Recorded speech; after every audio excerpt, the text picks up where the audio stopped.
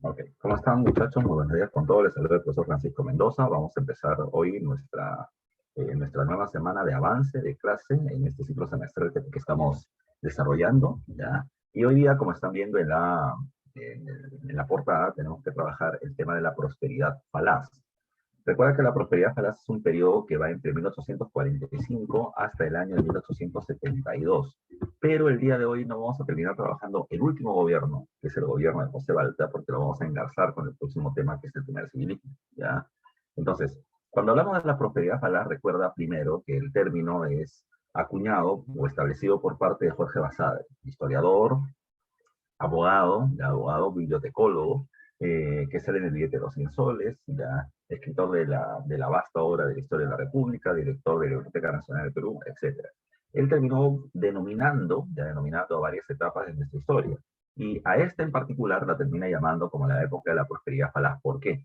Recuerda que prosperidad hace referencia al crecimiento económico y falaz hace referencia a lo que termina siendo falso, ¿ya? O engañoso, ¿ya? Engañoso. Entonces él termina mencionando de que esta época de crecimiento económico producto de la venta del guano va a terminar siendo engañosa. ¿Por qué? Por tres motivos principales. Número uno, porque nuestro disque desarrollo económico en realidad estaba ligado solamente al alto precio del guano que se venía teniendo en la época. Cuando el precio del guano cayó, ya nuestra economía también se terminó desmoronando, ¿ya? Por lo tanto, la prosperidad solamente era falsa, era ilusoria. Segundo, la prosperidad era falaz porque el Perú tuvo la oportunidad histórica de terminar aprovechando los ingresos para una industrialización del país, cosa que no se terminó haciendo, ¿ya? Por varios motivos que ya veremos luego.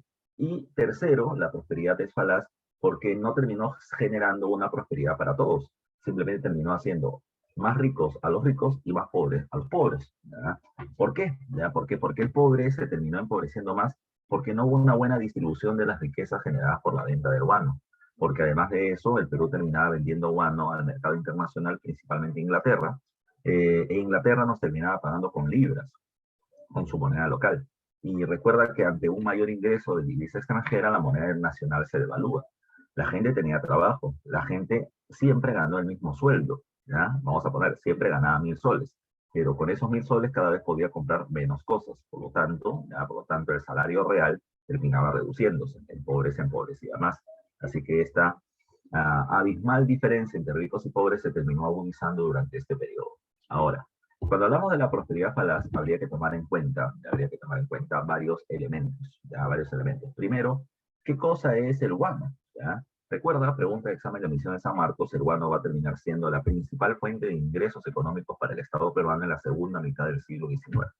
Desde 1839, en que comienza a explotarse el guano, hasta finales de siglo en que se termina vendiendo, pero sobre todo entre 1845 y 1872, las ganancias terminaron siendo extraordinarias.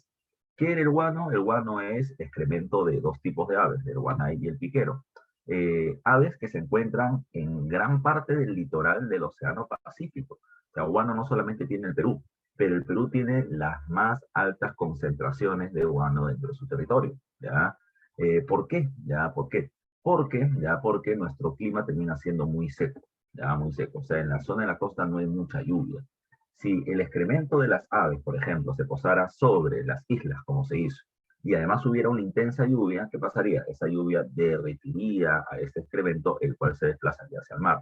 Pero como la lluvia termina siendo muy escasa, ya muy escasa, eso terminó permitiendo que se formen literalmente cerros de excremento, que luego van a terminar siendo retirados con facilidad y vendidos al extranjero. ¿Ya? Y vendidos al extranjero. Ahora, ¿por qué te digo que es retirado con facilidad? Porque el guano, y mira precisamente esta ficha que le estoy poniendo en la parte izquierda, termina siendo un producto soluble. El guano, insisto, eran excrementos, eran cerros de excrementos, o sea, excremento de las aves que se fue solidificando y se fue acumulando. Luego, lo único que se terminaba requiriendo para poder sacar el guano y utilizarlo era un trabajador con un pico y una pala, ponerlo en una carretilla, ponerlo en sacos, terminar poniéndolo en una embarcación y llevarlo hacia el extranjero. Cuando el consumidor final, que terminaba siendo un agricultor, quería utilizar el guano, que hacía, lo terminaba combinando con agua, lo hacía soluble y lo terminaba tirando encima de la tierra como si fuera un barro, ¿ya? Y este guano contenía una gran cantidad de eh, elementos, ya se me está yendo la palabra exacta, que termina permitiendo convertirlo en un producto fertilizante muy poderoso, ¿ya? Muy poderoso. De tal manera que los costos de producción eran muy bajos, no requerían de ningún tipo de proceso químico para terminar siendo utilizable. De tal manera de que, repito, solamente se requería extraer, empaquetar, vender y usar. Nada más, ya nada más.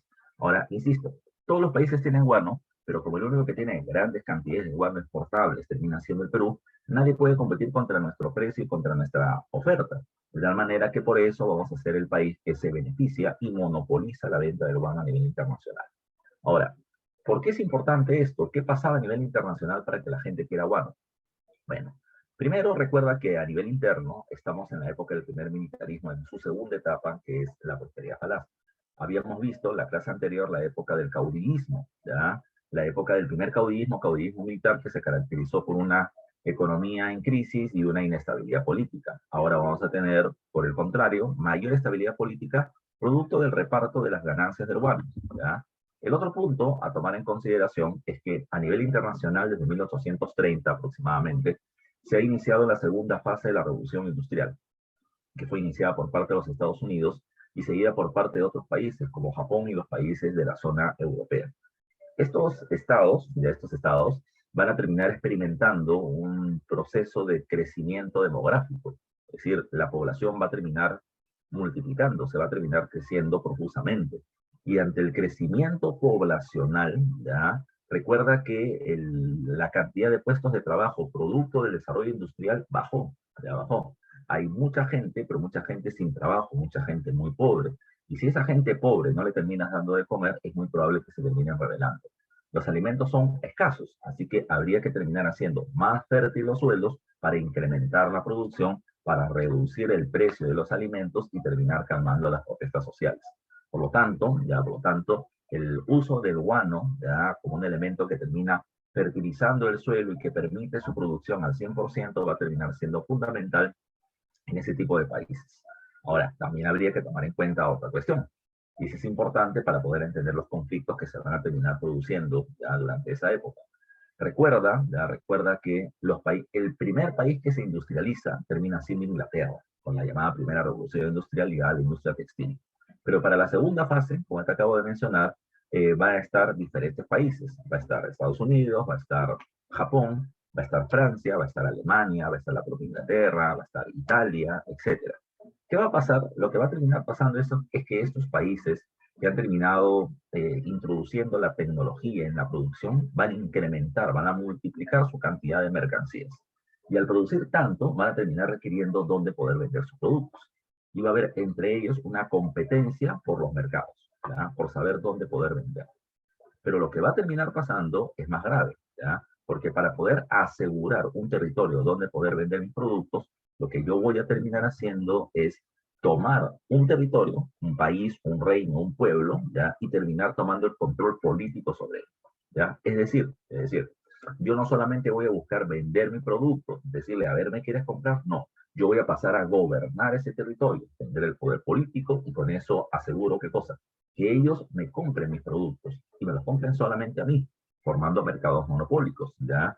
Y por lo tanto, yo voy a terminar buscando no controlar cualquier territorio, ¿ya? No solamente voy a buscar vender productos, sino también extraer de esa región algún recurso natural y explotar su mano de obra para poder generar una mayor cantidad de ganancias. Entre las potencias, eso va a terminar generando una etapa que se le conoce con el nombre del neocolonialismo. Neo significa nuevo, ¿ya? Colonizar significa ocupar un territorio. Así como España y Portugal colonizaron América, África y Asia respectivamente, recuerda que ahora, ya en el siglo XIX, las potencias van a terminar buscando colonizar África, Asia de manera particular, ¿ya?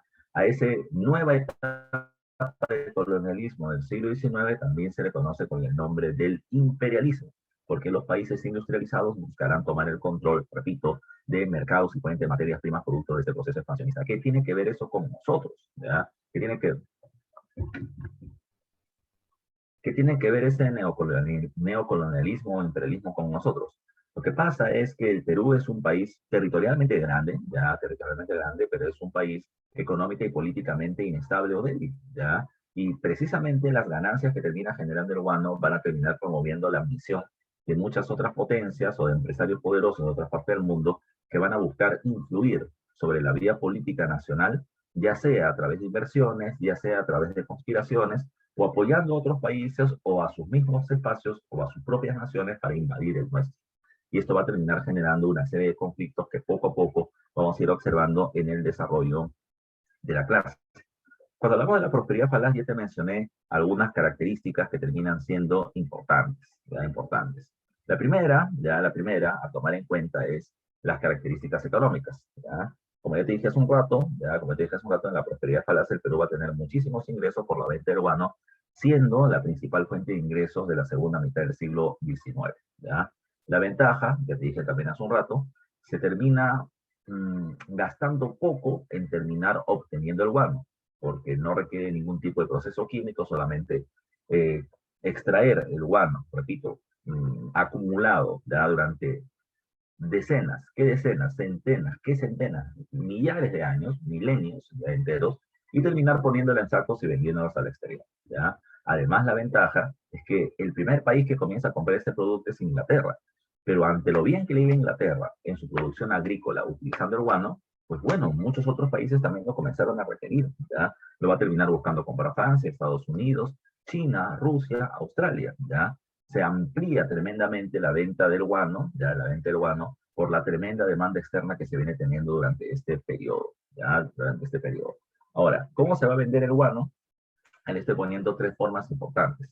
La primera te la mencioné en la clase anterior. La clase anterior culminamos hablando del segundo gobierno de Agustín Gamarra. Y en el segundo gobierno de Gamarra se inicia la venta del guano, esa ha sido pregunta de examen, bajo un sistema llamado como el arrendamiento de islas a través de Francisco Quirós. Francisco Quirós hizo el llamado contrato Quirós, le alquiló al Estado peruano las islas Chincha, donde se encontraba la mayor concentración de este recurso, pagándole 100.000 libras esterlinas para poder alquilar esas islas durante un año, y producto de las ventas del guano ganó 1.000.000 de libras. Las ganancias fueron tremendas. Producto de ello, el gobierno va a pasar a tener un segundo sistema de venta del guano llamado la consignación. El Estado se hace dueño del guano y lo va a entregar a casas comerciales para su venta. Pero la consignación tiene dos fases, la venta directa y la consignación en sí. ¿Cómo era la venta directa? La venta directa es cuando el Estado ¿ya? Le entrega a comerciantes ¿ya? El guano para que lo vendan al exterior, pero estableciendo contratos anuales con un precio fijo anual, en castellano, en castellano. Si el precio del guano en Inglaterra termina costando 100 libras la tonelada, vamos a poner cualquier precio, ¿ya? Cualquier precio, el gobierno decía, bueno, para que esta empresa obtenga una ganancia, ¿qué es lo que hay que hacer? Bueno, tú me vas a pagar 65 libras la tonelada, ¿ya? Está 100 ahorita, tú me pagas 65. Y desde el día, a ver, ¿qué estamos hoy? Desde el 18 de noviembre del 2021 hasta el 17 de noviembre del 2022, tú me vas a pagar 65 libras por cada tonelada que vendes. Bacán, ya bacán. ¿Sabes dónde estaba el problema? Que el precio del guano, como te estoy mencionando, sube porque la demanda es muy grande. Entonces, de acá a 3 meses ya no cuesta 100, sino 110, de acá a 3 meses más 115, de acá a 3 meses más 130, y acá a fin de año, a fin del contrato, costaba 140. Pero tú le pagabas al Estado siempre 65. Antes tu ganancia era 35, ahora tu ganancia termina siendo 75. ¿Ya? El Estado ganaba, sí, pero las empresas ganaban mucho más. Y mucho más por otra cosa, mucho más por otra cosa. Durante este primer periodo de la venta directa entre 1841 y 1849, el empresario peruano era el que terminaba teniendo los contratos para poder vender el guano. El problema es que al empresario peruano no le interesaba vender, ¿ya? Porque implicaba que yo tenía que tener barcos o contratarlos y terminar haciendo negociaciones cuando había un montón de empresarios extranjeros que estaban en los puertos del Perú pidiendo guano para vender al extranjero. ¿Qué hacía el peruano?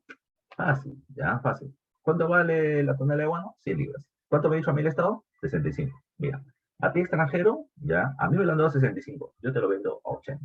Y véndelo tú. 20 para ti de ganancias, y a mí dame 15 nada más. ¿Por qué ganaba el peruano? Por nada. Por tener los contactos, por pasar por sus manos el guano. Nada más, nada más. Eso es lo que rompe Ramón Castilla en 1849 con el contrato Gibbs. Ramón Castilla va a decir, aguanta, ¿para qué le voy a terminar dando al peruano 15 de ganancia sin hacer nada cuando son los extranjeros los que terminan vendiendo? Por eso es que el gobierno con Ramón Castilla dijo, a ver, de frente, hacemos un contrato con esta, ya, con la casa Gibbs inglesa, que puede vender el guano a muchas partes del mundo, ¿ya? ¿Cuánto me vas a pagar? No me vas a pagar un precio fijo, me vas a pagar un porcentaje, ¿ya? 80% del precio del guano. ¿Eso qué significa? Que si el precio del guano costaba 100 libras de tonelada, a mí me pagas 80. Y si cuesta 200, a mí me pagas 160, ¿ya? De esa manera, ahí recién es que entramos en prosperidad. Ahí recién el dinero se va a terminar multiplicando, las ganancias se van a multiplicar y va a terminar siendo tremendo, ya tremendo el dinero que va a ganar el Perú. Entonces, la consignación implicó una primera etapa de precio fijo anual con la venta directa y luego porcentaje con el sistema de consignación con la Casa Gibbs con Ramón Castillo, ¿ya? No te olvides tú. Y finalmente, pues es algo que ya vamos a ver en la próxima clase, se establece el monopolio, ¿ya? Cuando el precio del guano comenzó a caer, producto de la culminación de la guerra con España, que ya explicaremos luego, lo que va a terminar pasando es que el Estado peruano, durante el gobierno de Balta y con el ministro Pierola, va a terminar entregando la venta de 2 millones de toneladas de guano a una sola empresa, de la Casa Dreyfus francesa.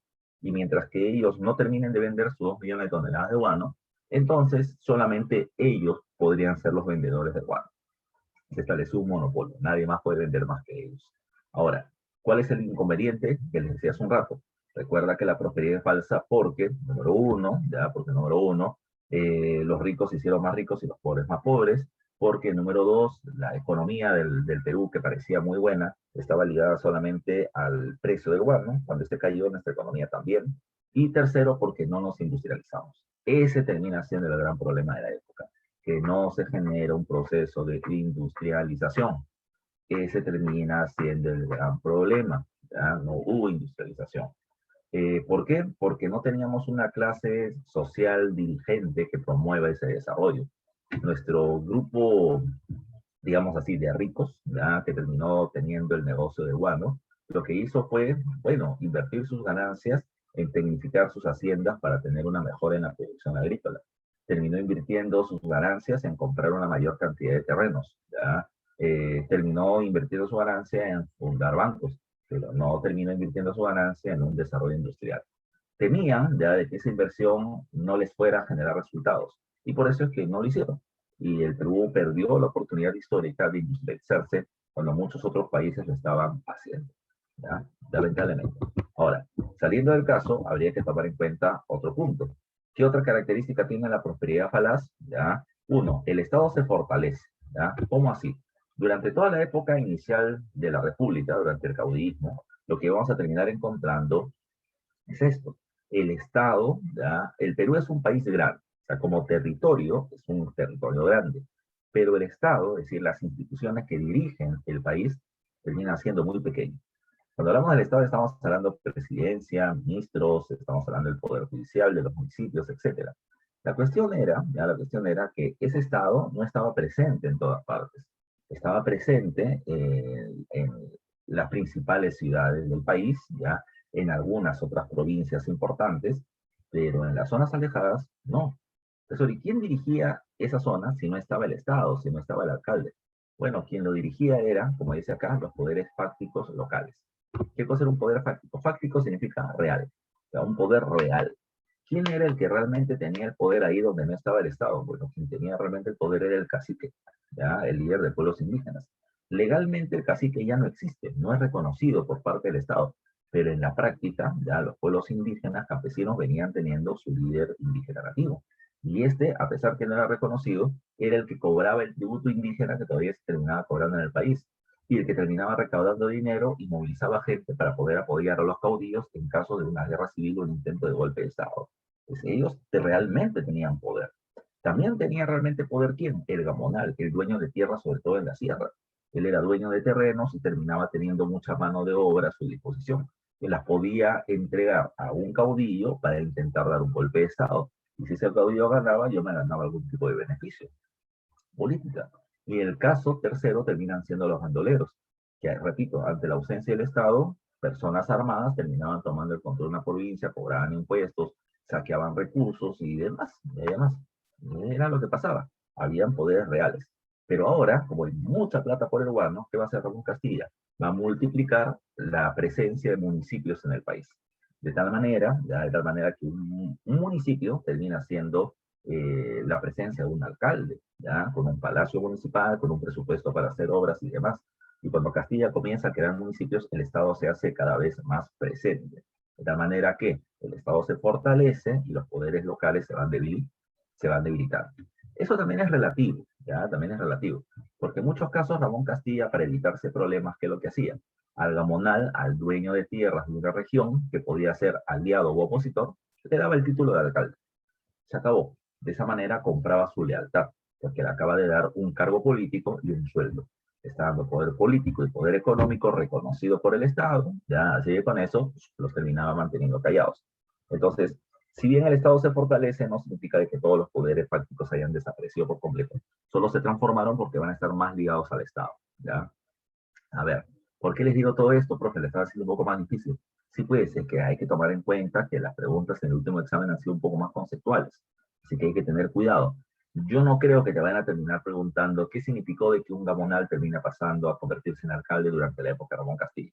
O sea, así en el aire no te lo pueden poner. Te pueden poner un texto donde te terminen llevando esa conclusión. Hay precisamente investigadores sobre ese tema, y uno de los más respetados es la argentina Cheramonti, que habla sobre ese punto y hay que tomarlo en cuenta, porque te puede venir una pregunta de esas, ¿ya? Siguiente caso, ¿ya? Siguiente caso. Eh, Donde hay plata, hay corrupción, ¿ya? O sea, no es una cuestión nueva. Tú ves todos los días en las noticias de que el alcalde tal robó tanto, de que el ministro tal puso o terminó, justo el primo o el familiar del ministro tal terminó teniendo un negocio con el Estado al que le terminó vendiendo determinado recurso. Entonces, eso termina siendo un acto de corrupción, que puede ser más o menos rochoso, pero termina siendo un acto de corrupción. Y en la época del guano, ya, lo que pasa ahora es un juego de niños. El caso más emblemático de esa corrupción, no te olvides tú, termina siendo el famoso escándalo del pago de la consolidación de la deuda interna, ¿ya? Que ya vamos a ver en un momentito, y precisamente cuya caricatura más ligada, ¿ya? A este evento es esta que está al costado, ¿ya? Una caricatura donde se ve al presidente Chenique, que es el presidente de la época del escándalo, echado, ¿ya? Porque ahí hay una frase que no sé si habrás escuchado alguna vez. Mucho se le dice a los funcionarios del gobierno que no hacen mucho, pero que terminan ganando su salario, se le llama come echados, ¿ya? Come echados, ¿ya?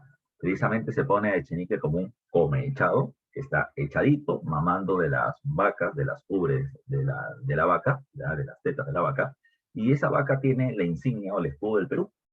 O sea, él está viviendo de los recursos del Estado. Y esa vaca está enflaquecida, ¿ya? O sea, antes era gordita, ¿ya? Pero con toda la corrupción se le está quitando los recursos a la vaca y la vaca está muy flaca. Pero mira la vaca, ¿ya? La vaca no está molesta, la vaca está todavía que le saca la lengua, como burlándose de aquel que quiere liberar a la vaca de este abusivo funcionario, ¿ya? O sea, como que el mismo país ya se terminó corrompiendo por completo, ¿ya? En ese sentido, ¿ya? En ese sentido, hay que tomar en cuenta esa consideración de la corrupción que genera las grandes ganancias del Estado. ¿Ya? No se olviden ustedes. Bueno,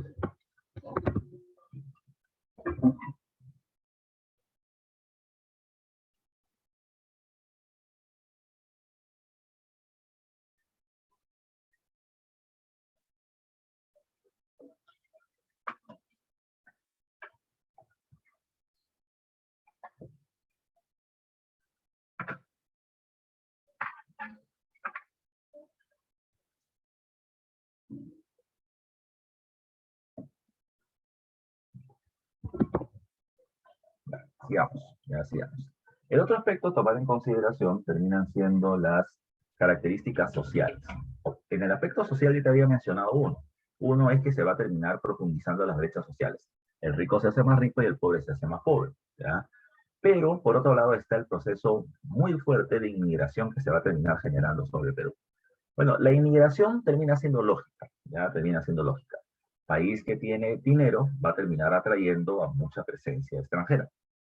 Y esta presencia extranjera va a terminar generándose de los países más pobres.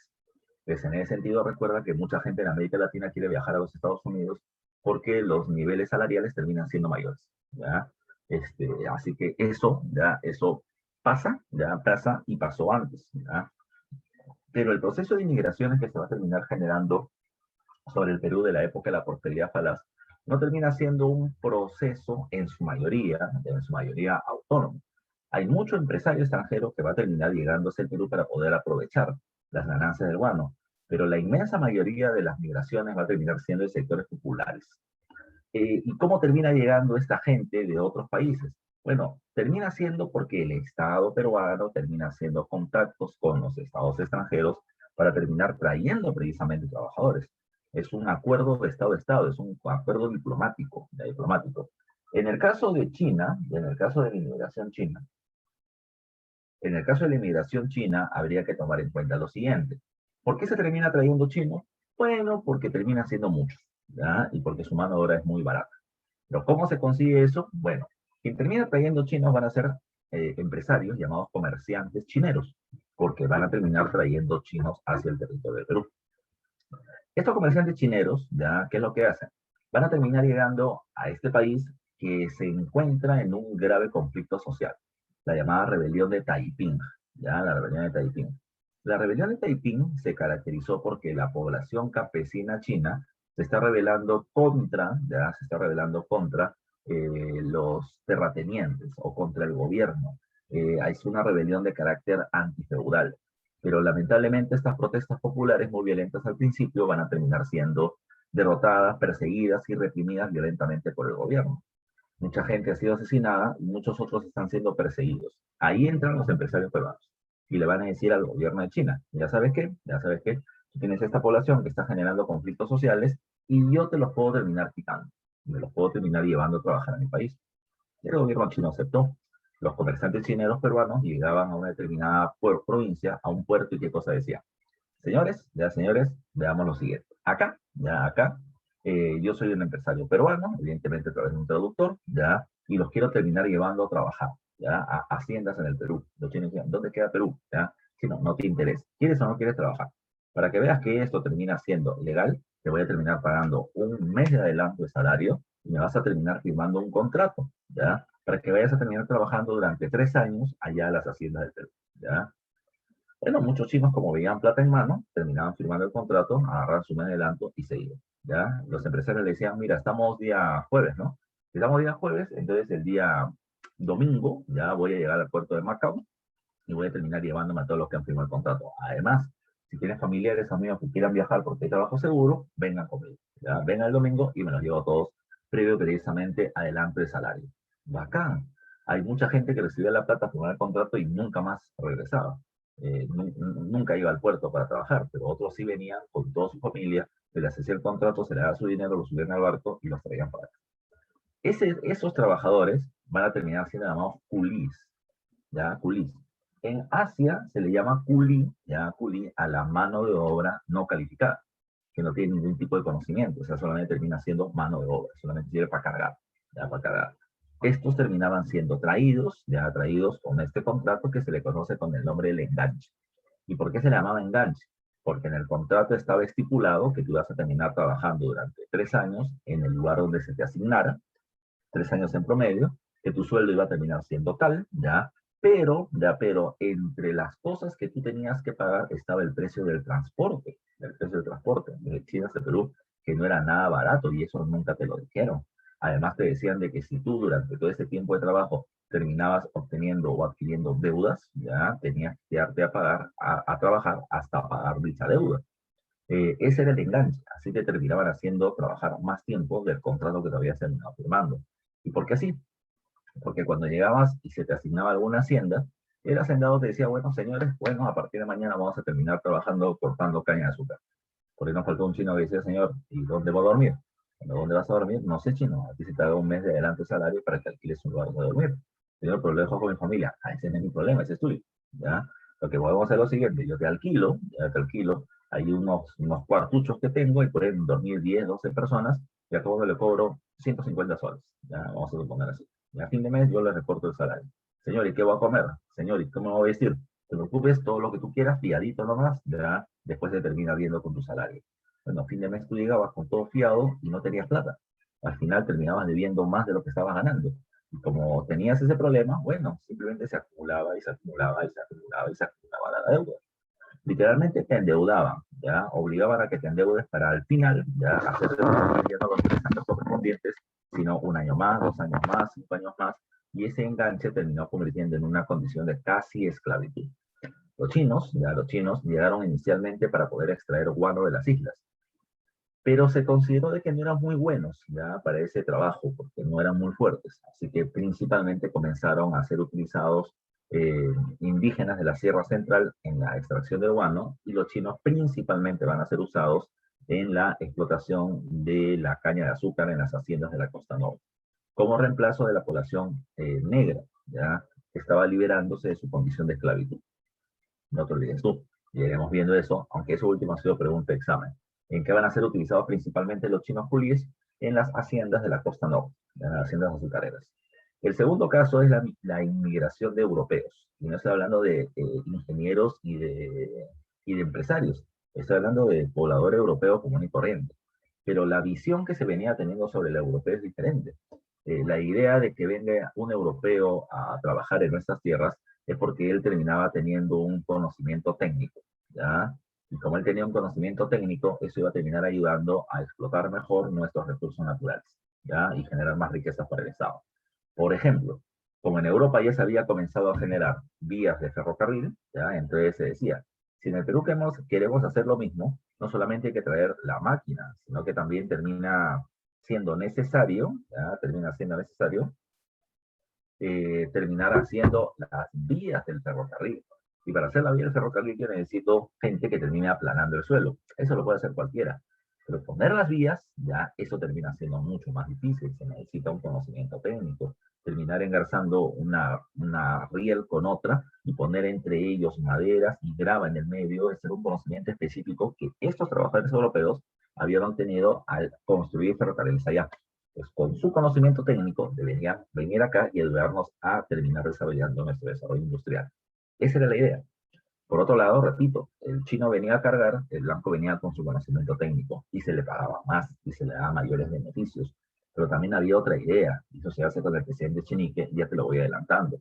La idea era que presidentes de América Latina, no es una cuestión de solo Chenique, presidentes de América Latina se reúnen en Uruguay y se hacen una pregunta. La pregunta es, ¿por qué Estados Unidos termina siendo un país avanzado y nosotros, América Latina, países atrasados?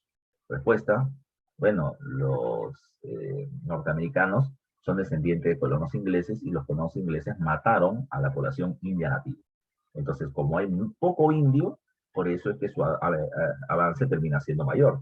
En cambio, en América Latina, donde hay mucho indígena, entonces el atraso termina siendo mayor. Entonces, conclusión, ya conclusión. Mientras más indios, más atraso. Esa fue la respuesta de los presidentes de América Latina. Y se generaron políticas en base a eso, para eliminar al indio. En Argentina se le agarró a los indígenas y váyanse a la zona de la cordillera, a, no sé, a Tucumán, ya, a estas zonas altas, ya. Mientras que las costas de Argentina, el puerto, van a terminar siendo ahora zona para poder atraer inmigrantes europeos. En el caso de Chile, se mató a los mapuches y a los araucanos, ¿ya? Y se comenzó a promover una inmigración europea. En el caso peruano, el presidente Echenique dijo, bueno, yo no puedo terminar haciendo una eliminación masiva de indígenas porque la mayoría de la población es indígena. Y segundo, porque el indio es atrasado no porque sea indio, sino porque tiene sangre indígena. ¿Qué podemos hacer? Podemos traer europeos no para que nos hagan una transfusión, sino para terminar mezclándonos con ellos. Entonces imagínate a un hombre puneño casándose con una mujer austriaca, ¿ya? Pues su hijo ya va a terminar teniendo mitad de sangre atrasada, indígena, y mitad de sangre avanzada europea. Entonces ya no será bruto, ahora será medio bruto nomás, ¿ya? Este hijo mestizo va a terminar teniendo hijos con una italiana. Tiene 3/4 partes de sangre europea, 1/4 parte de sangre indígena, por lo tanto es cuarto bruto. Y así se va diluyendo la sangre indígena, permitiendo progreso. Esto es lo que piensa el presidente Echenique, ¿ya? Y lo que pensaban muchos funcionarios del gobierno, una política súper racista. Entonces, yo siempre menciono esto. Si el presidente de la República tiene precisamente esta idea de que el indio como indio no va a progresar, ya no va a progresar, entonces, ¿qué tipo de política de Estado podría generar para promover el desarrollo social de la población indígena? Ninguno, siempre lo va a terminar desdeñando, así que por lo tanto no habrá posibilidad de progreso en ese sentido. Entonces recuerda que hay un fuerte racismo que está ligado al llamado darwinismo social de la época también, ¿ya? Que hablaba de una raza superior, los blancos, y de razas atrasadas, pues otros tipos de poblaciones, ¿no? ¿Ya? No te olvides tú. ¿Qué más hay que tomar en consideración? ¿Ya? ¿Qué más hay que tomar en consideración? Otro aspecto que termina siendo importante, ¿ya? Para comprender este hecho, está ligado a en qué se gasta el dinero que se va a terminar obteniendo producto de la venta del WAR. Bueno, para eso habría que tomar en cuenta, ¿ya? Para eso habría que tomar en cuenta dos factores que terminan siendo importantes. Para entender este punto, ya, para entender este punto, tenemos que verlo de la perspectiva de en qué gasta el Estado, ya, el dinero que se ganó, ya. Y por otro lado, tenemos que también ver en qué gastan los empresarios, ya, que terminaron ganando plata con la venta del guano, ya sea de forma directa o de forma indirecta. Entonces, eso es lo que tenemos que ver en esta clase, ya, o en esta parte de la clase, ya. Primero, ¿en qué gasta el Estado? El Estado. Profe, ¿cómo es que el Estado terminaba ganando dinero? Simple, yo te dije, el Estado es el dueño del guano y se lo termina entregando a casas comerciales para que lo termine vendiendo, ¿ya? Entonces, producto de esas ganancias, la pregunta es, ¿en qué se terminó gastando el dinero obtenido? ¿Ya? El dinero obtenido. Entonces, acá te estoy poniendo unos ejemplos. Primero, pregunta de examen de admisión. Esto ha sido pregunta de examen de admisión. Lo primero que hay que tomar en cuenta es que las ganancias van a terminar siendo muchas, ¿ya? Pero, la pregunta es, ¿en qué se terminó gastando más? La pregunta de examen de admisión es, ¿en qué se gastó más las ganancias obtenidas producto de la venta del lugar? Entonces, ante la pregunta, la respuesta terminaba siendo el incremento y manutención de la burocracia. Repito, ¿qué es la burocracia? Son los funcionarios que terminan trabajando para el Estado, ¿ya? Para el Estado. En ese sentido, recuerda, Ramón Castilla es el primero que va a alentar esa situación. Y dije hace un rato, Ramón Castilla consideraba que el Perú era un país grande, pero con un Estado reducido, con poca presencia de instituciones de gobierno en muchas provincias. ¿Qué hizo él? ¿Qué hizo Ramón Castilla? Creó muchos municipios, ¿ya? Muchos municipios. Y en esos municipios tú vas a terminar teniendo alcaldes, concejales, y vas a terminar teniendo personas que trabajan para el municipio, ¿ya? Para el municipio. Entonces, desde ahí ya hay gastos, ya desde ahí hay gastos. Yo voy a terminar gastando para construir y mantener el palacio municipal, pero también voy a terminar gastando en mantener los salarios de los trabajadores de esa institución. Y tercero, tengo que darles un presupuesto para que terminen haciendo obras, ¿ya? Obras. Entonces, recuerden, solamente en ese sistema de la manutención de la burocracia civil se va a terminar gastando el 29% de las ganancias que se obtuvieron producto de la venta del guano. Como ya te dije hace un ratito, el hecho de que el Estado se incremente, ya el Estado aumente, recuerda que va a terminar anulando el poder del gamonal, del cacique, del bandolero, de los poderes locales reales existentes. Por otro lado, también habría que tomar en cuenta de que esto no fue casualidad, como hace un rato les decía. Recuerda que antes de Castilla, estamos en la época del caudillismo, y hay una gran inestabilidad política, permanentes intentos de golpe de Estado, guerras civiles, y lo que Ramón Castilla hace es repartir los cargos de gobierno entre aliados y opositores para poder evitar más conflictos en su contra, ¿ya? No te olvides, ya no te olvides. Entonces, era una forma también de repartir, ¿ya? De repartir las ganancias y el poder por Ramón Castilla para terminar controlando los conflictos políticos y sociales internos, ¿ya? ¿Qué más? ¿Ya? ¿Qué más a tomar en cuenta? El segundo gran gasto, ya el segundo gran gasto, el dinero que obtiene el Estado durante este periodo, terminan siendo los gastos militares. No te olvides que seguimos en el primer militarismo, ¿ya? Y quien gobierna terminan siendo los militares durante este periodo. Y recuerda, producto de eso, por lo tanto, ya de que los militares van a terminar teniendo altos salarios, y esos salarios salen de la plata del guano. Recuerda también que se va a terminar comprando mucho armamento. El Perú va a ser la tercera potencia militar ya en América, debajo de Estados Unidos y Brasil. Y la compra de armamento son parte de los gastos militares que se tienen en esta época, ya no te olvides tú.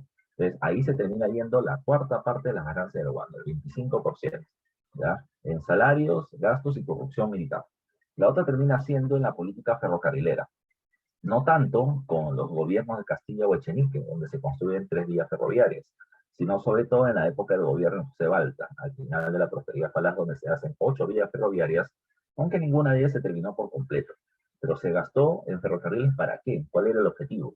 El objetivo terminaba siendo establecer vías de comunicación para el transporte de mercancías de un lugar a otro, ampliar los mercados y el comercio local y generar puestos de trabajo. Interesante la idea, pero muy mal llevada en la práctica. Ya lo veremos también en la próxima clase cuando hablemos de ese tema. También se va a terminar gastando en el pago de la deuda interna, en la famosa ley de la consolidación de la deuda interna, en el pago de la deuda externa, sobre todo a quienes apoyaron en la lucha de independencia, Argentina, Chile, Venezuela y la Iglesia Católica, y el pago por la liberación de esclavos, que también lo iremos viendo de manera progresiva. ¿Verdad? A ver, ¿qué más? Si ya comenzamos a hablar de gobiernos, disculpa, así como te dije que el Estado gasta, ¿ya?, dinero de las ganancias del guano, también lo van a terminar gastando los empresarios que terminaron ganando dinero. Como te dije hace un rato, el empresariado, cuando ganó plata por el guano, lo que debió hacer, por lo menos esa era la idea, era invertir su dinero en la industrialización del país. Pero ellos no lo van a hacer, ya no lo van a hacer. ¿Por qué no lo hacen? Por miedo, ya por miedo. ¿A qué me refiero? Era mucho menos riesgoso, es la palabra adecuada, era mucho menos riesgoso terminar haciendo esto. Yo soy dueño de tierras para la agricultura. ¿Qué hago yo? Termino trayendo máquinas, ya máquinas que me permitan incrementar mi producción agrícola. Al fin y al cabo, la población siempre va a comer. Si yo produzco más alimentos, mis ganancias van a aumentar. Si yo le meto tecnificación, mis ganancias van a aumentar. Es decir, yo puedo pasar de ganar 100 a 150 y las ganancias son grandes. Pero si se metían al desarrollo industrial, podían terminar pasando de ganar 100 a ganar 3000 o perderlo todo. Y ese perderlo todo es lo que les terminaba generando temor. Por eso es que se terminaron yendo a la segura. En lugar de invertir en industria, terminaron tecnificando sus haciendas y fundando bancos, pero no se metieron precisamente a, digamos así, negocios más riesgosos que pudieron haber generado también para ellos más ganancias. Tenemos un grupo ya empresarial muy conservador, poco arriesgado, que no va a terminar generando los cambios que se pudieron haber esperado para ese periodo. ¿Ya? No te olvides tú. ¿Qué más? ¿Ya? ¿Qué más? Si hablamos de los gobiernos de la época, tenemos que ver algunos de estos. Tenemos que hablar de los dos gobiernos de Castilla, en el medio el gobierno de José Agustín Echenique, y posteriormente vamos a hablar del corto gobierno de San Román, el gobierno de PC, ya la invasión española y la victoria contra España. Hasta ahí vamos a llegar con la clase del día de hoy. Entonces, vamos a seguir avanzando porque el tiempo siempre nos va a quedar cortito. Sin duda alguna, ya, sin duda alguna, el hombre más poderoso, más importante, más influyente, ya, de inicios de la época de la prosperidad falaz, termina siendo Ramón Castilla, ya, nacido en Tarapacá, cuando eso todavía estaba en Perú. Ramón Castilla había participado en la lucha de independencia, era parte del bando conservador dentro de estos enfrentamientos permanentes que se van a tener durante la época inicial del caudillismo, ¿ya? Y si hablamos de Ramón Castilla, con él es donde entramos a la época de la prosperidad, ¿ya?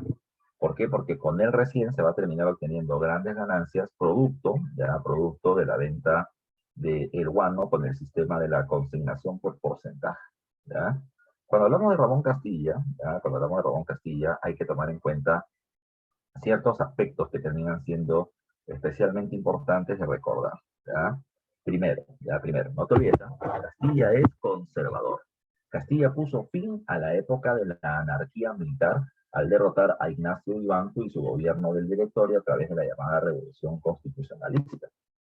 Castilla, a diferencia de los demás caudillos, en lugar de dar el golpe de Estado y quedarse con el gobierno, lo que hizo Ramón Castilla es darle el golpe de Estado, darle el control del gobierno a una asamblea, ya una asamblea legislativa, es un congreso, y que ese congreso convoca elecciones. En la convocatoria de elecciones, Castilla ganó y con eso se legalizó su acceso al poder. O sea, no terminó siendo, repito, un golpista, ya terminó siendo un golpista, pero que terminó siendo reconocido legalmente en el gobierno mediante una elección popular. ¿Ya?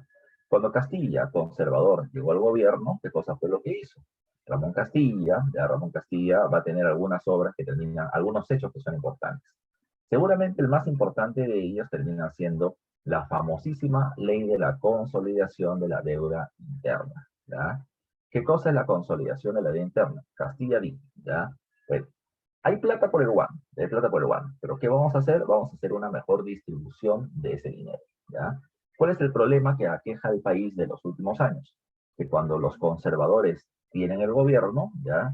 Se agarran los cargos del gobierno y el dinero del Estado, ¿ya? Toman al Estado como un botín y se terminan repartiendo sus beneficios. solamente los conservadores.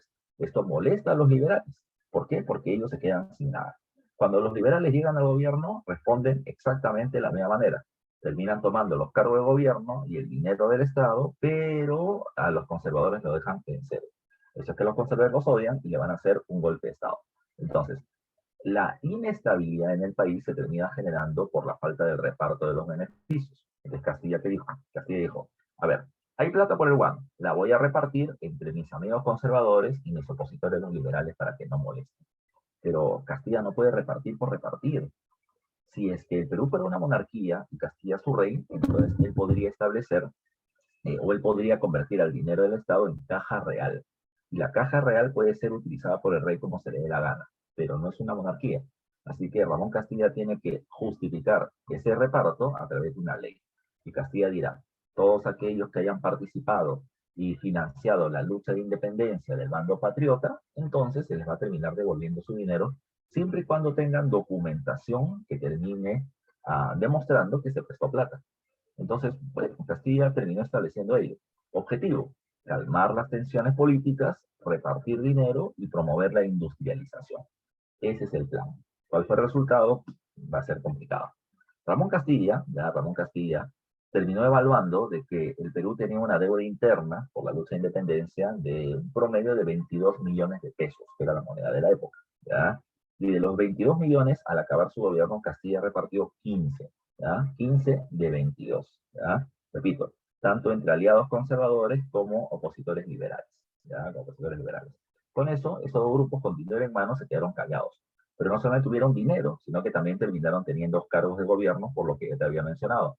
Castilla va a terminar aumentando el número de municipios, dándole cargos de gobierno tanto a liberales y conservadores.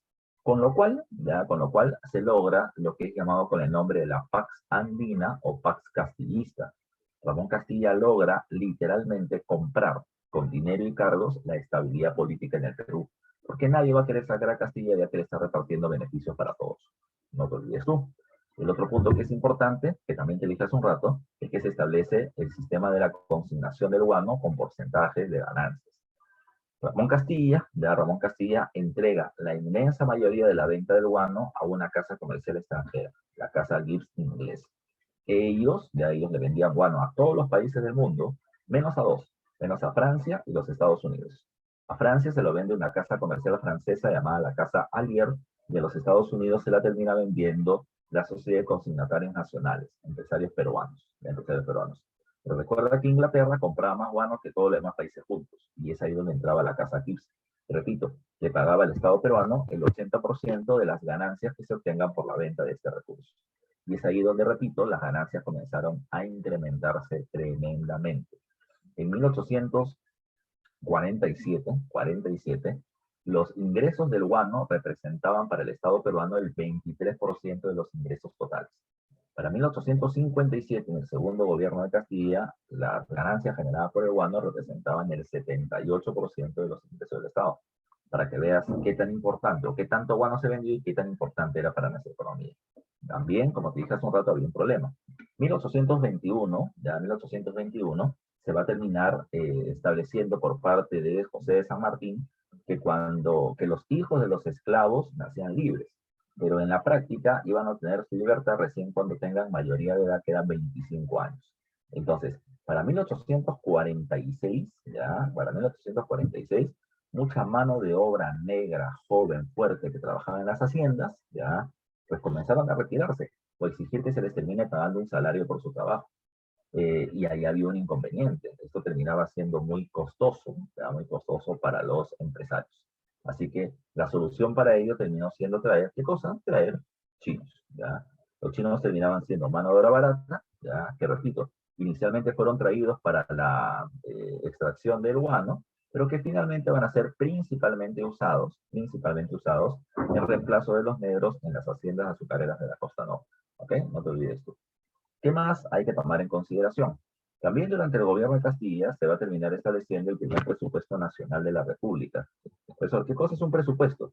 Entiende por presupuesto que el gobierno por primera vez va a terminar sabiendo cuánto dinero ingresa y cuánto puede gastar. Y es algo importante porque siempre habíamos vivido al déficit, siempre habíamos vivido a gastar más dinero del que tenemos, ¿ya? a buscar préstamos externos y ahora el Perú no. Ahora el Perú terminaba teniendo plata. Profe, ¿me estás diciendo que durante la prosperidad falaz no va a haber préstamos externos? No, en ningún momento lo he dicho, ¿ya? Sí van a haber préstamos externos y van a ser muchos además. Es más, hay un sistema, hay un sistema llamado con el nombre de la transformación de la deuda interna en deuda externa. Y te explico, hay que intentar abordar todos los temas. Cuando Castilla le dijo, ¿ya? Cuando Castilla le dijo a los, digamos, miembros de la élite nacional, ¿ya? Les voy a terminar devolviendo la plata que el Estado les debe por la independencia, lo primero que Castilla dijo es lo siguiente: a ver, tú dame a mí el papel que dice que el Estado peruano te debe eh, 100.000 libras porque prestaste para la lucha independiente. Bacán. El problema va a decir Castilla que yo no tengo la plata ahorita. Ya no tengo la plata ahorita, pero préstame el documento y yo te voy a pagar. ¿Qué hacía Castilla? Castilla iba con este documento a empresarios ingleses y les terminaba diciendo: mira, aquí hay un documento que dice que yo le debo a Juan Mendoza 100.000 libras esterlinas, pero yo quiero que tú me pagues 100.000 por este documento y yo te voy a pagar 5% de interés anual. ¿Ya? Es decir, después de un año, si yo no te pago los 100.000, te voy a terminar pagando 5.000 libras de intereses, ¿ya? Y por el segundo año, 5.000 más, hasta que te termine pagando el precio total de la deuda, ¿ya? Pero yo quiero que tú me des las 100.000 libras ahorita para poder pagar la deuda que tengo dentro del Perú. Eso se llama convertir la deuda interna que se está pagando, convertirla en deuda externa. Pues sí hubo deuda externa, pero lo que pasa es que el Perú tenía cada vez más plata. ¿A qué me refiero con eso? Es como que, por ejemplo, yo tengo un salario de 1.000 soles, ¿ya? Supongamos así. Si tengo un salario de 1.000 soles, me dan una tarjeta de crédito y yo puedo terminar pidiendo préstamos a un banco. Y a mí me terminan diciendo: ¿sabes qué? Yo te puedo pagar, te puedo prestar 500 porque ganas solamente 1.000, ¿ya? Pero como mi sueldo terminó subiendo de 1.000 a 5.000, ¿ya? De 1.000 a 5.000, entonces me van a terminar prestando ya no 500, me van a terminar prestando 2.000, ¿ya? Como ven de que mis ingresos van subiendo y que los pagos que yo termino haciendo son puntuales, entonces por lo tanto me van a terminar prestando más y más y más sin mayor problema, ¿ya? Y lo mismo que pasó con el país.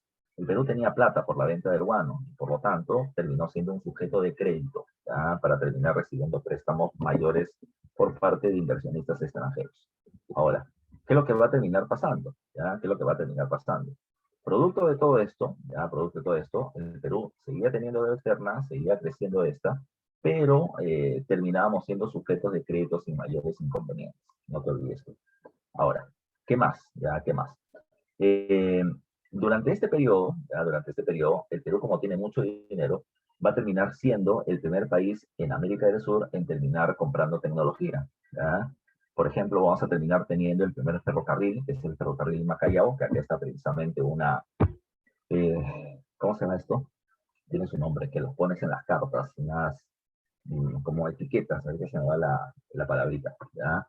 Y terminaba haciendo referencia al centenario de la construcción del primer ferrocarril en el Perú, ¿ya? El ferrocarril era el ferrocarril Lima-Callao. ¿Para qué servía el ferrocarril Lima-Callao? Yo te diría que no servía para mucho. Se supone que el concepto de construir un ferrocarril, ¿ya? Era que tú termines teniendo una vía de transporte para el comercio interno. Pero el ferrocarril Lima-Callao solamente servía para que los productos que se desembarcaban en el puerto del Callao llegaran más rápidamente a Lima. Y lo que llegaban eran productos de importación, sobre todo productos de lujo, que la gente con plata de la época del guano terminaba trayendo para poder construir o adornar sus casas. Y si bien la gente, wow, se maravillaba porque los caballos de acero terminaban avanzando, como se le llamaban los ferrocarriles, en realidad no terminaba sirviendo para poder generar un gran comercio, sobre todo interno, ¿no? ¿Ya? No es que el Perú termine sacando desde Lima productos vía los ferrocarriles hacia el extranjero para poder venderlo, no somos un gran exportador. Éramos importadores por la plata que ganábamos, pero no terminaba generando grandes ganancias en general para el país. Y esto terminaba siendo, repito, solamente una pérdida. O sea, podíamos decir de que éramos los primeros en Sudamérica en tener un tren, pero no terminaba generando grandes ganancias para nuestro territorio de manera general, ¿ya?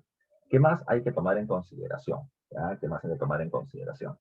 Otro aspecto a tomar en cuenta durante este periodo es que también se va a terminar trayendo el primer barco a vapor de guerra, ¿ya?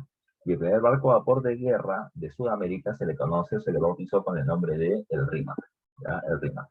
Eh, Eso, repito, nos ponía a la vanguardia de los países militarizados, pero aún así no éramos precisamente un país con un gran desarrollo económico. Teníamos un arco importante, pero no vamos a terminar teniendo conflictos.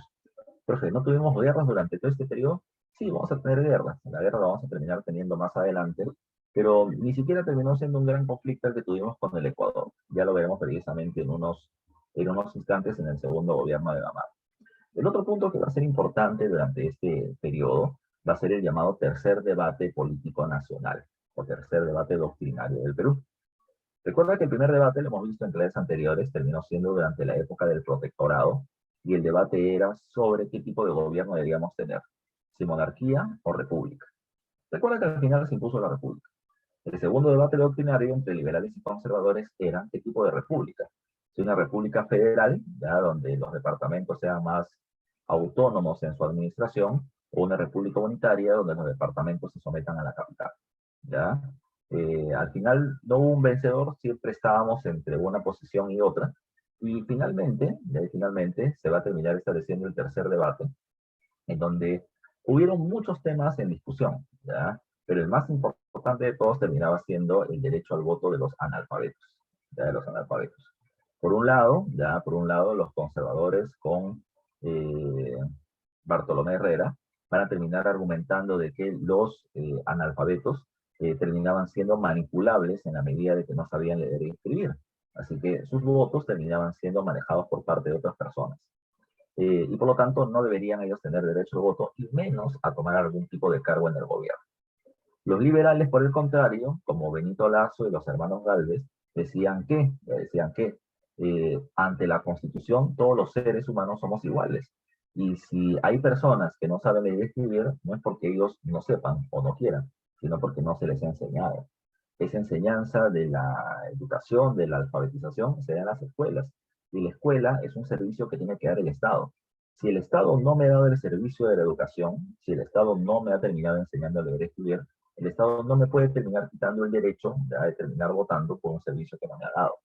Entonces, al final en este debate, los liberales terminan venciendo y los indígenas van a poder seguir ejerciendo su derecho al voto. ¿Ya? Cuando acaba el gobierno de Ramón Castilla, ¿ya? Cuando acaba el gobierno de Castilla, en realidad Castilla tenía una gran aprobación de las élites y de los sectores populares, ¿ya? Pero el problema terminaba estando que, de acuerdo a la Constitución, no podía haber una reelección inmediata. Castilla podía volver a ser presidente si quería, pero tenía que esperar por lo menos un periodo presidencial. Que alguien más gobierne y Castilla poder convertirse en candidato a la presidencia de la República de nuevo, ¿ya? Así que, bueno, como a Castilla, repito, la gente lo quería, Castilla dijo, como yo no puedo gobernar, yo planteo que elijan como mi sucesor a mi ministro José Rufino Echenique. José Rufino Echenique, ya con respaldo de Castilla, va a ser presidente de la República en el año 1851. Pero no va a acabar su gobierno porque el mismo Castilla lo votó. Ya veremos por qué, o ya recordaremos por qué. En este gobierno de Echenique, ¿qué pasó? ¿Ya? Conservador él, al igual que Ramón Castilla, pero con una clara diferencia. Mientras que Castilla repartió dinero entre sus amigos conservadores y los opositores liberales comprando la estabilidad política, José Rufino Echenique no va a hacer lo mismo. Echenique va a terminar siendo muy pro-conservador y eso le va a terminar jugando muy malas pasadas en su gobierno. Veamos entonces qué sucedió. ¿Ya? Veamos qué sucedió. Cuando hablamos de Echenique, hay algunos puntos a tomar en cuenta. Primero, se firma el llamado Tratado Herrera da Ponte Ribeiro. En el Tratado Herrera da Ponte Ribeiro, ¿qué cosa es lo que pasa? ¿Ya? Mira, durante mucho tiempo ya se terminó creyendo que en ese tratado Brasil otorgaba permiso para poder pasar por su territorio por el río Amazonas y llegar hacia el Océano Atlántico, cosa que es falso. Durante el gobierno de Echenique y con el Tratado de Herrera da Ponte Ribeiro solamente se logró una cosa, frenar la expansión brasileña por la zona de la Amazonía. Brasil tiene una serie de colonizadores llamados bandeirantes, población que está avanzando precisamente por la zona de la selva amazónica, ya tomando territorios como suyos. Entonces, lo que hace ese tratado es, uno, ya, entregarle territorios a Brasil, que en la práctica Brasil ya terminaba teniendo, pero diciéndole, hasta acá nomás, compadre, ya no puede seguir avanzando más. Pero por lo menos fue lo que se creyó, porque tiempo después nos van a arrebatar otro pedazo de terreno más. Pero, repito, en esa época no se termina obteniendo la salida al Océano Atlántico vía la zona brasileña del río Amazonas. Eso se va a terminar logrando recién después, durante el segundo gobierno de Castillo. ¿Ya? ¿Qué más a tomar en cuenta? Durante su gobierno va a comenzar a promoverse la inmigración europea. ¿Ya? Se le va a terminar pidiendo a los países de Austria y Prusia que por favor nos terminen enviando gente blanca para que con sus conocimientos técnicos nos ayuden a explotar nuestros recursos. Y se va a terminar trayendo a pobladores de esas regiones hacia dónde? Hacia la selva, ya hacia la selva. ¿Por qué hacia la selva? Porque se consideraba, y por eso le pongo ahí entre comillas, que la selva era una región deshabitada. Entiéndase por deshabitada no que no vive nadie, sino porque está poco habitada. Las tribus amazónicas estaban muy dispersas y el territorio era muy amplio. Entonces, habría que aprovechar esa región. Era lo que se terminaba planteando. Era lo que terminaba planteando. Entonces, a los europeos que llegaban, se les daba terrenos, no se les cobraba impuestos durante algún tiempo. La idea era que ocuparan, que colonicen y que hagan crecer ese territorio. Problema. ¿Cuál terminó siendo el gran problema de esta propuesta? Que los mismos austríacos y prusianos les terminaron pidiendo a sus países de origen que los rescaten, literalmente que los rescaten. ¿Por qué? Porque en los lugares donde había llegado no había salubridad. En castellano no había agua potable y la gente se estaba enfermando y se estaba muriendo. Por eso mismo es que van a terminar pidiendo el rescate. Y estados como Prusia, ¿ya? Ese es un caso especial, estados como Prusia le van a terminar mandando una carta al Estado peruano diciéndole, mira tú, has terminado perdiendo la oportunidad de convertirte en un país avanzado, ya al no terminar dando los recursos necesarios para la supervivencia de nuestros pobladores y territorios. Ya me los llevo y por lo tanto quédate atrasado. Como diciendo, ¿no? Es tu culpa que yo no te estoy enviando blanquitos y por lo tanto vas a seguir con indios que te van a terminar generando tu atraso. Pero como te decía hace un rato, ¿por qué Echenique comienza a traer europeos? Porque la idea era que los indígenas terminan generando atraso, ya los europeos podían generar progreso y por lo tanto esto es el hecho por el cual se terminó promoviendo su migración. No te olvides tú, ya no te olvides tú. ¿Qué más a tomar en consideración? El otro punto a tomar en cuenta, ¿ya? Y ese es el punto principal del gobierno de Echenique, es el famoso escándalo de la consolidación de la deuda interna. Castilla había dicho, tenemos 22 millones de pesos por pagar por el tema de la deuda interna, y Castilla pagó 15. Espero que te acuerdes porque te lo dije hace un rato. Pero de los 7 millones que faltaban por pagar, al tercer año de su gobierno, Echenique estaba pagando 26. 19 millones de más, lo que terminó siendo denunciado por parte de un liberal opositor llamado Domingo Elías, que quería ser presidente de la República, a través del diario El Comercio. Cuando él denunció ese caso, ¿ya? ¿Qué cosa es lo que terminó sacando? No solamente los pagos extras, sino quiénes habían sido los beneficiados, y en la lista toditos eran conservadores, ligados precisamente a Echenique y a su grupo. ¿Qué es lo que pasó? Ya que lo que pasó, ante la opinión pública, los conservadores quedaron como unos malditos corruptos que se están robando la plata del país, y por lo tanto, Echenique y los conservadores fueron vistos de manera negativa. ¿Ya? Ante este caso, recuerda tú que los liberales como Domingo Elías venían teniendo el camino libre para dar un golpe de Estado y hacerse el control del gobierno. Pero yo siempre menciono que Domingo Elías fue demasiado santo. Domingo Elías se fue a diferentes provincias a conversar con la gente, a preguntarles qué tipo de ley quisieran ellos que se termine estableciendo en una constitución que ahora nos guíe. Y si bien ese era, digamos, el camino correcto, mientras que él estaba haciendo ese proceso, Ramón Castilla terminó promoviendo una guerra civil. Ramón Castilla le pidió perdón a la población por haber propuesto al corrupto de Echenique en el gobierno y le pidió apoyo al pueblo para terminar sacándolo. Así que se va a producir una guerra civil, un enfrentamiento, al cual Castilla nombra como la revolución liberal. La revolución liberal, ¿qué cosa fue lo que estableció? La revolución liberal de Castilla terminó siendo un golpe de Estado contra Echenique. ¿Para qué? ¿Ya? ¿Para qué? Para poder evitar ya una época de anarquía como la que se había terminado viviendo en años previos al primer gobierno de Castilla. Castilla entendió algo. Echenique ha cometido un error. Echenique ha cometido el error de beneficiar solo a los conservadores, cuando lo que él debió hacer es repartir los beneficios, ya los beneficios urbanos, entre conservadores y liberales. Entonces, en plena guerra civil, Ramón Castilla tomó algunas decisiones interesantes. Primero, Ramón Castilla planteó en plena guerra civil la eliminación del tributo indígena.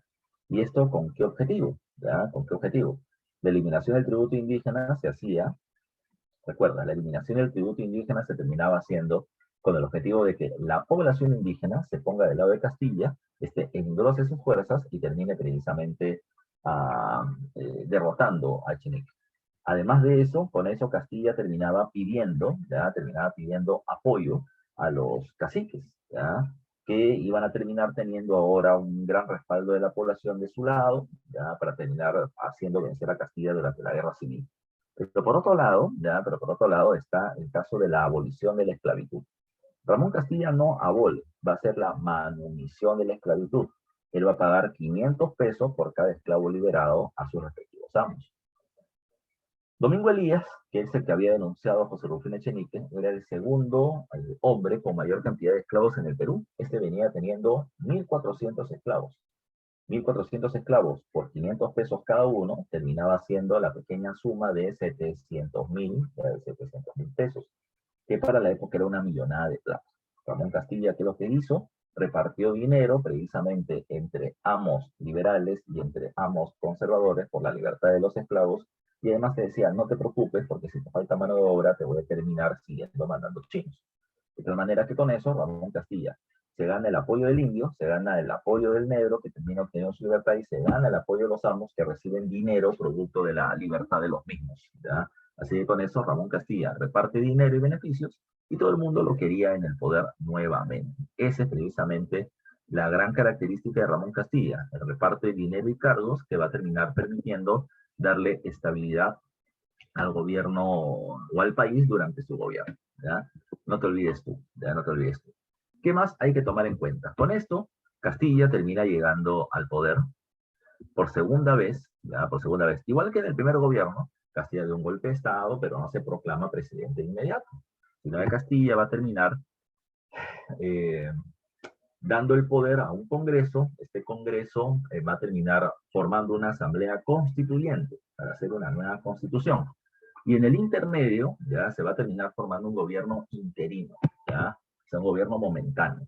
Ese gobierno momentáneo lo encabeza Ramón Castilla. O sea, en la práctica, Castilla es el presidente, aunque no tiene el cargo, Hasta que en 1856 se termina estableciendo un nuevo proceso electoral y gana Castilla. Cuando Castilla vence en la elección, ¿qué va a suceder? Número uno, se promulga una nueva constitución, la llamada Constitución Liberal del año 1856. Esta constitución liberal, ¿qué establecía? Legalizaba la eliminación del tributo indígena y la eliminación de la esclavitud, ¿ya? Con la manumisión o el pago precisamente por la libertad de los esclavos, cosa que ya te había mencionado anteriormente. O sea, lo que Ramón Castilla prometió en guerra, pues ahora se termina legalizando, ya legalizando en la Constitución. El segundo punto que es importante dentro de este proceso, es que se establece algo llamado con el nombre de la presidencia del Consejo de Ministros, por lo cual cada uno de los ministros que pertenecían a este organismo iban a terminar siendo teóricamente más autónomos. Y cuando digo que eran más autónomos es porque terminaban siendo más independientes en sus decisiones. Pero eso era solamente en el nombre, porque en la práctica realmente Ramón Castilla terminaba teniendo el control de estos ministros como si fueran casi, ¿cómo te podría decir? Casi secretarios. O sea, tenían que hacer lo que Castilla quería, ¿ya? Lo que Castilla quería. O sea, no tenían una real autonomía como terminaban mandando la ley.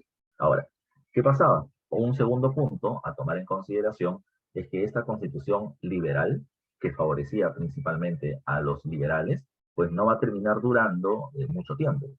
Entre 1856 y 1860, lo que realmente hizo Ramón Castilla es terminar limpiándole la cara a sus aliados conservadores, ¿ya? ¿Y a qué me refiero con limpiarle la cara? Recuerda que Echenique había hecho quedar a los conservadores como miserables que se tienen, o sea, agarran el dinero del Estado, ¿ya? Producto del tema del urbano. Pero lo que ahora hace Ramón Castilla, ya lo que ahora hace Ramón Castilla durante esos 4 años, es decir, bueno, el problema no fueron los conservadores, pero un grupo, lamentablemente siempre grupos que terminan siendo corruptos, bla, bla, bla, bla, bla, fue suavizando la imagen hasta que en 1860 ya la gente ya no ve a los conservadores como malos. Y Ramón Castilla establece una nueva constitución que se le suele conocer como la constitución moderada, donde va a beneficiar tanto a liberales enemigos como conservadores aliados. Al igual que en su primer gobierno, repito, Castilla termina repartiendo beneficios entre uno y otro grupo y con eso controla la situación. En 1859 hubo otro evento importante, que está al final en este cuadro. ¿Ya? ¿Qué pasó? ¿Qué pasó? Los empresarios que principalmente eran dueños de tierras, hacendados, los más ricos del país, van a terminar planteando algo. ¿Ya? Nosotros somos ricos producto de las tierras que terminamos teniendo. Pero si bien eso genera muchos ingresos, lo que realmente genera más ingresos en este momento en el país termina siendo la venta del guano. Y los principales vendedores del guano terminan siendo la casa Gibbs inglesa. ¿Por qué ellos? ¿Por qué no nosotros? ¿Ya? ¿Por qué no nosotros? Entonces, lo que ellos van a hacer es lo siguiente. A través de diferentes medios de prensa, ya, sobre todo en la ciudad de Lima, ¿qué cosa es lo que van a hacer? Van a terminar haciendo toda una campaña, ya, de cambio de la opinión pública. ¿A qué me refiero? A diario van a terminar pasando los periódicos la siguiente noticia, que el guano es del Perú.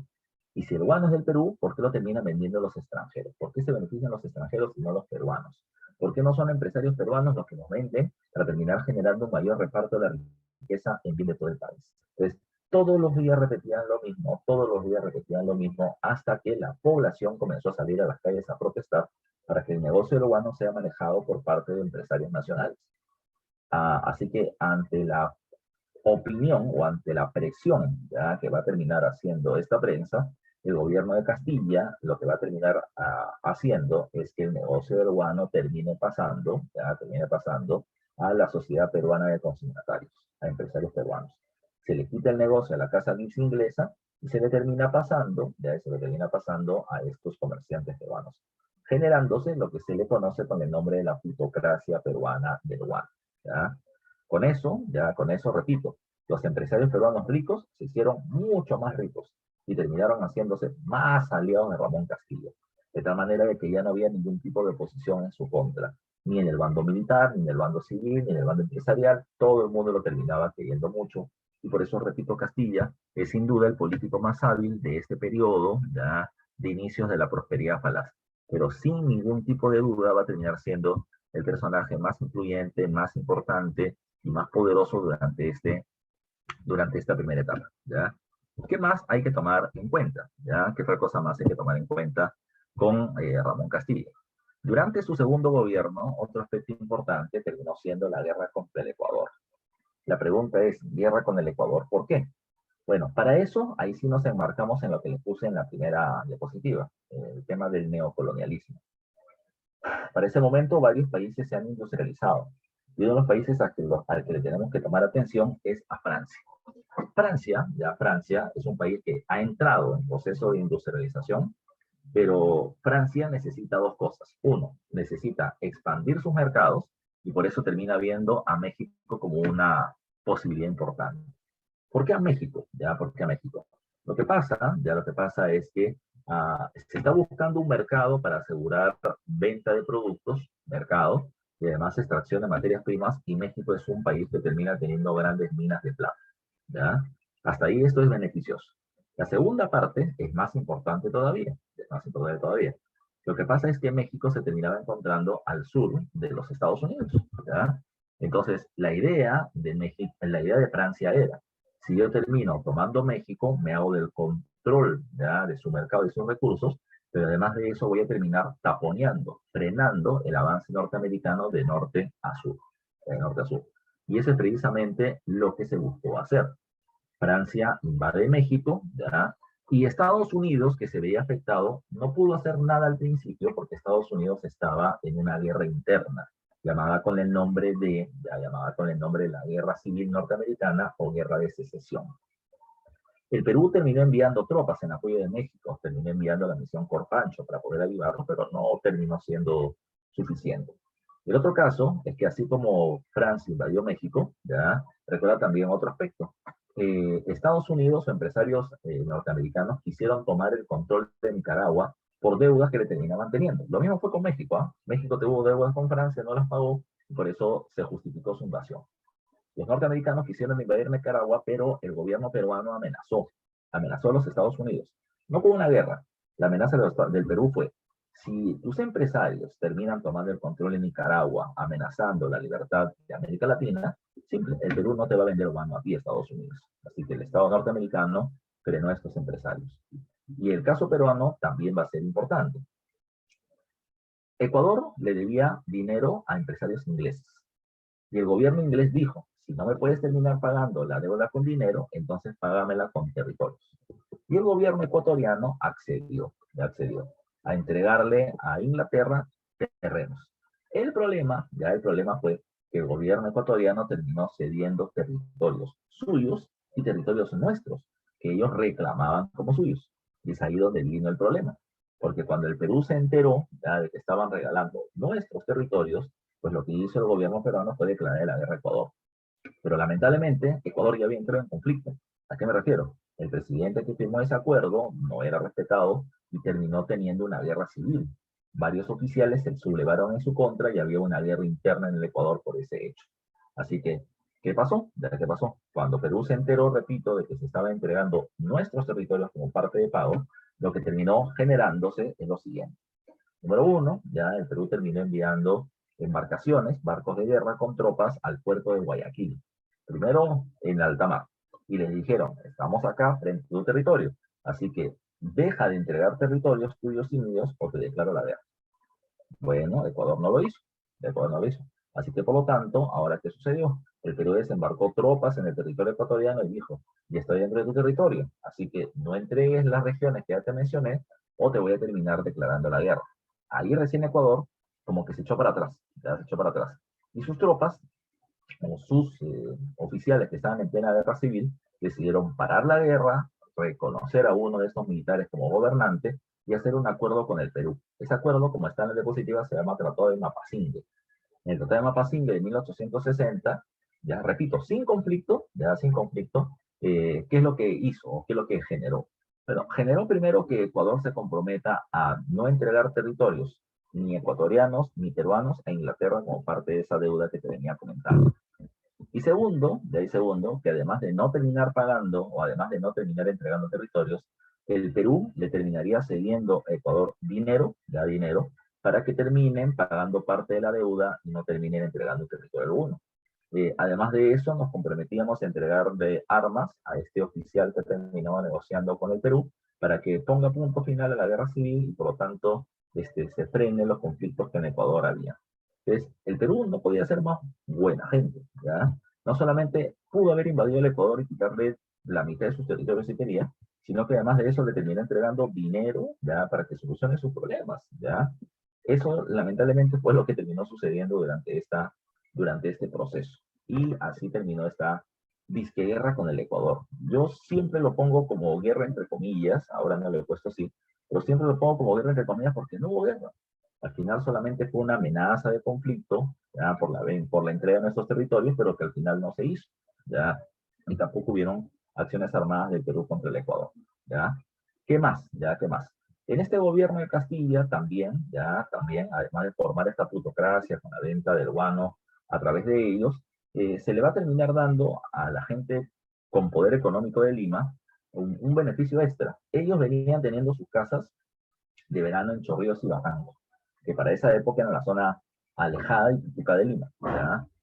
Pero para que no terminen gastando sus recursos en movilizarse, el gobierno les terminó construyendo un ferrocarril, el ferrocarril Lima-Chorrillos, para que se le puedan trasladar hacia los territorios donde se encontraban sus viviendas. O sea, más no se podía hacer. Se terminó estableciendo un sistema de alumbrado público a gas y agua potable en las casas del centro de Lima, donde vivía la gente con plata.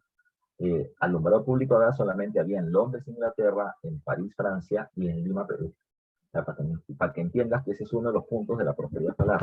Gastamos el dinero en un montón de recursos poco eficientes, ¿ya? Poco eficientes. Es decir, miramos a los países con plata y decíamos, ellos tienen, nosotros también, ¿ya? Solamente para terminar pituqueándonos, pero eran solamente gastos, ¿ya? Gastos, porque todo estaba ligado a las ganancias del guano. Lamentablemente, las ganancias del guano no van a ser para siempre. ¿Por qué digo esto? Porque en 1862, cuando acaba el gobierno de Ramón Castilla, se escoge a nuevo presidente. El nuevo presidente es Miguel San Román.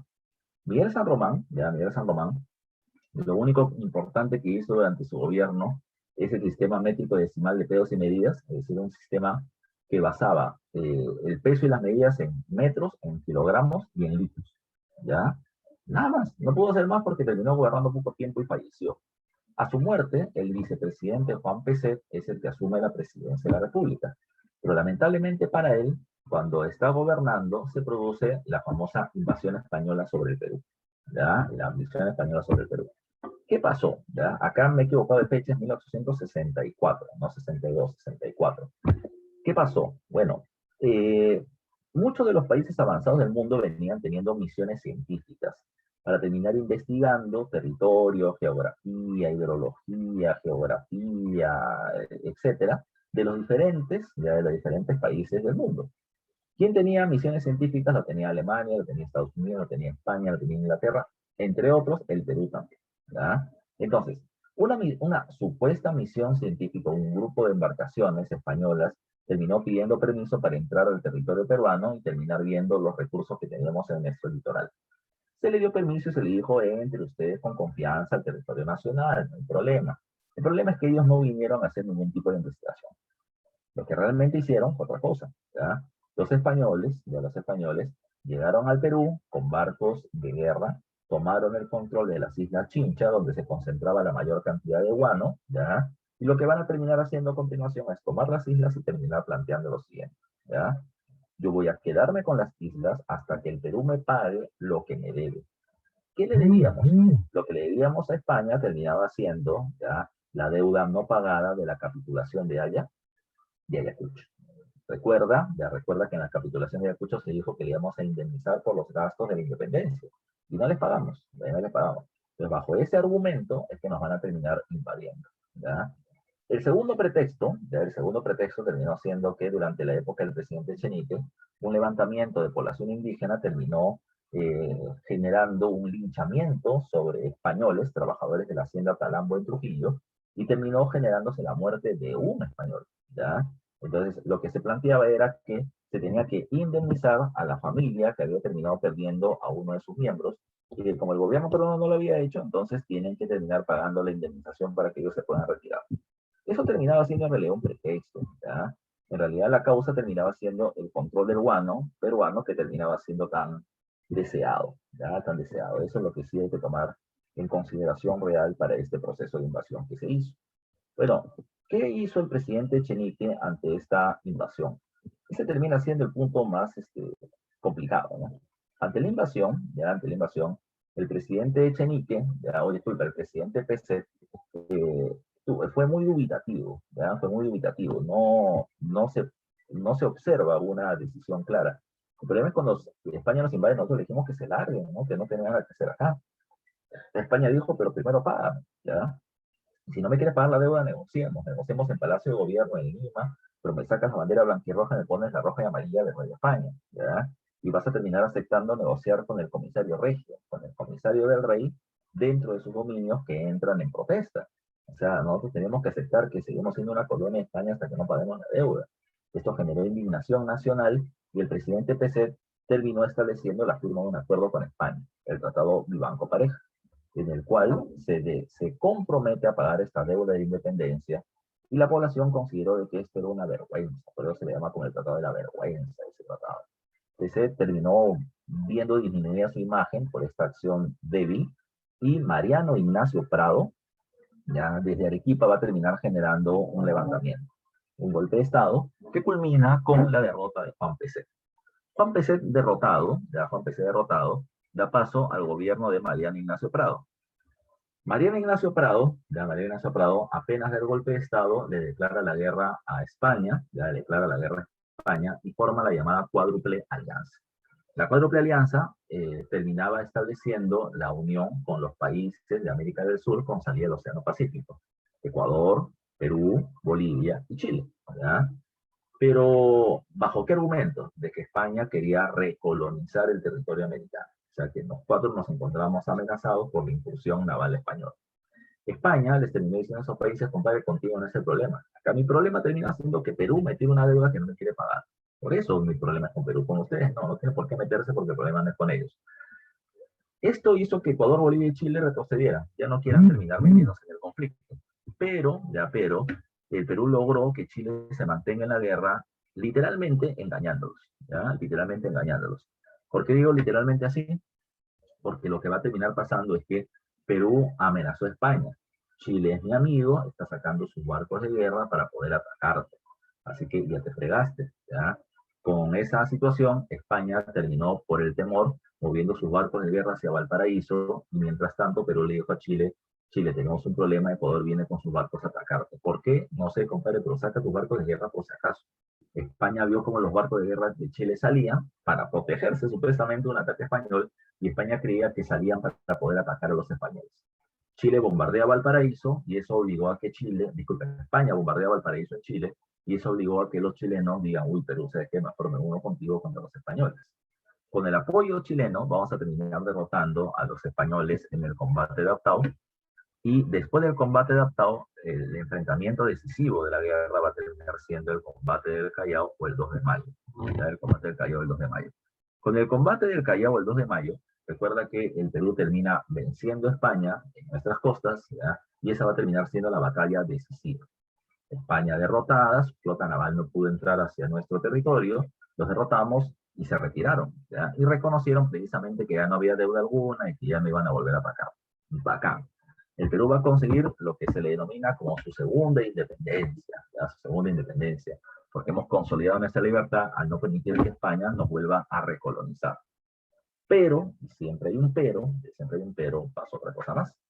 El otro problema que se generó, es que entre 1864, que España terminó tomando el control de la isla de Chincha, hasta 1866, en que los terminamos derrotando, en ese lapso de poco menos de 2 años, ¿qué es lo que había pasado? ¿Ya? El guano, como fertilizante del Perú, que se vendía a Europa, pues se vendió en menor cantidad, ¿ya?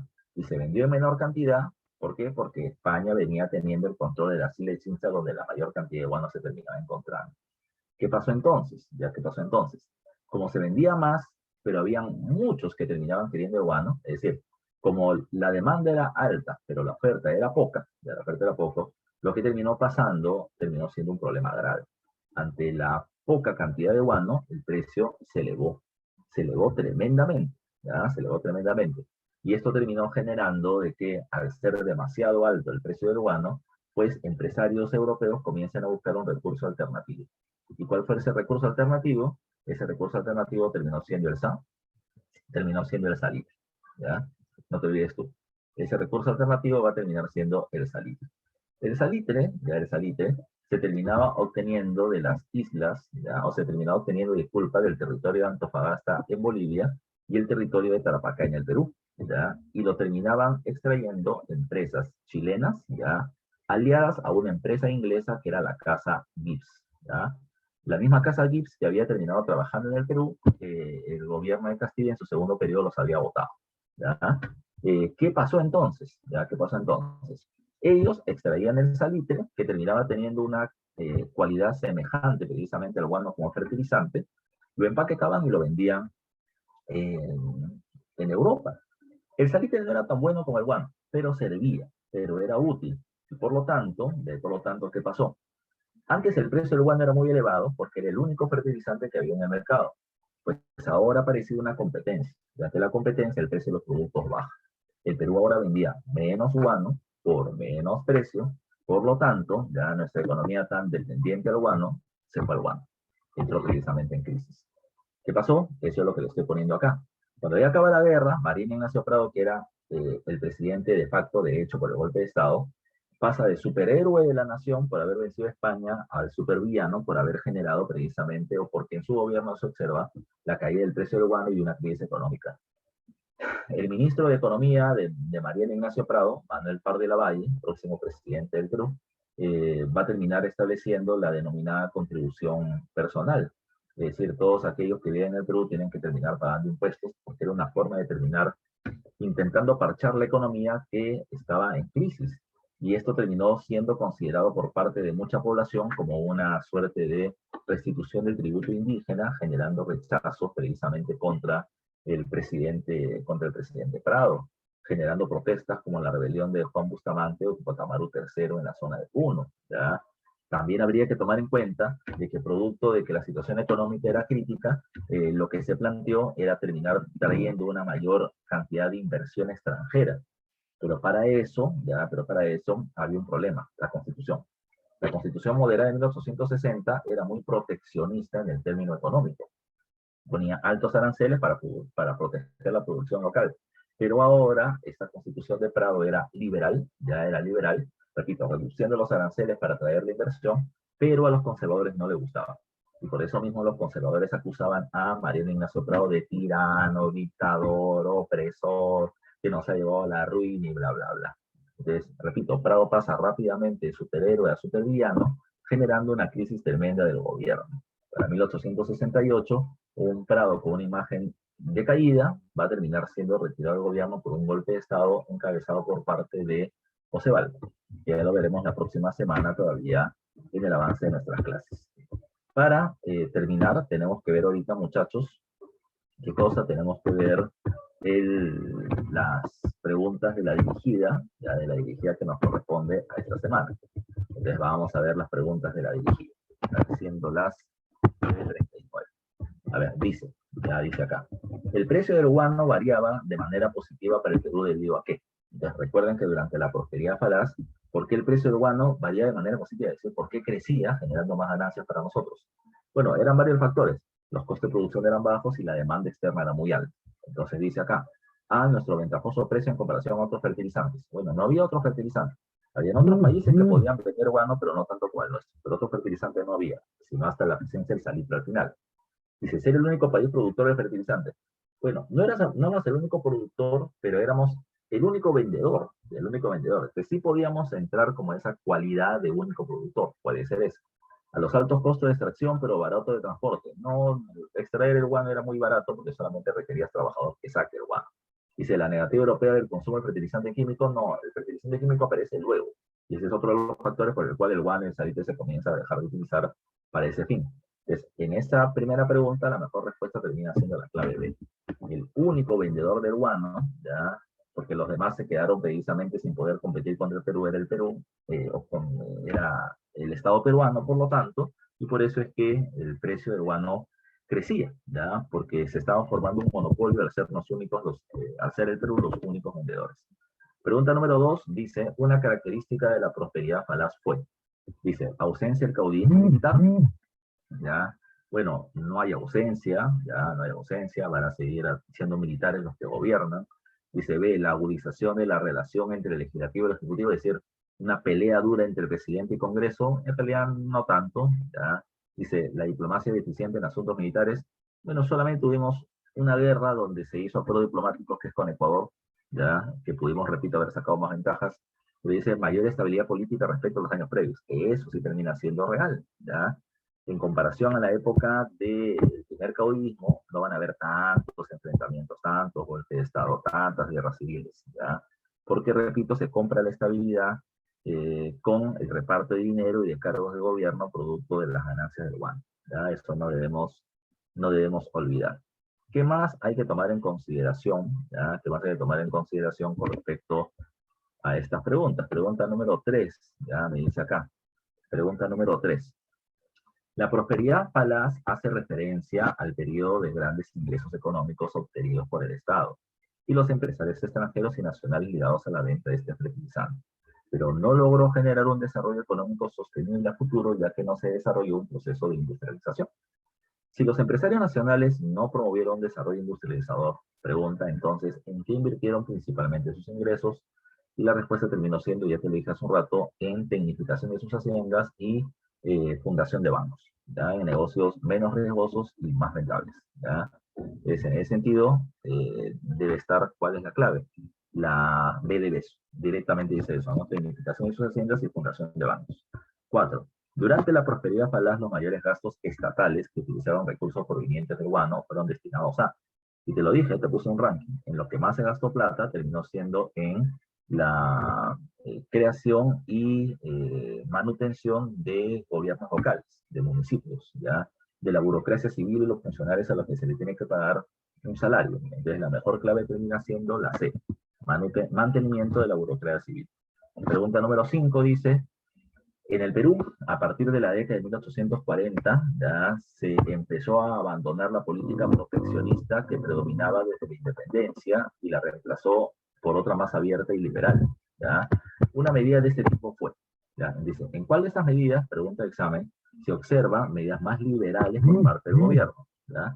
Entiende por liberalismo que el Estado interviene menos en la economía, que promueve más la inversión privada, etc. ¿Ya? Dice, la introducción de esclavos de Colombia. No, no se va a terminar trayendo esclavos, ¿ya?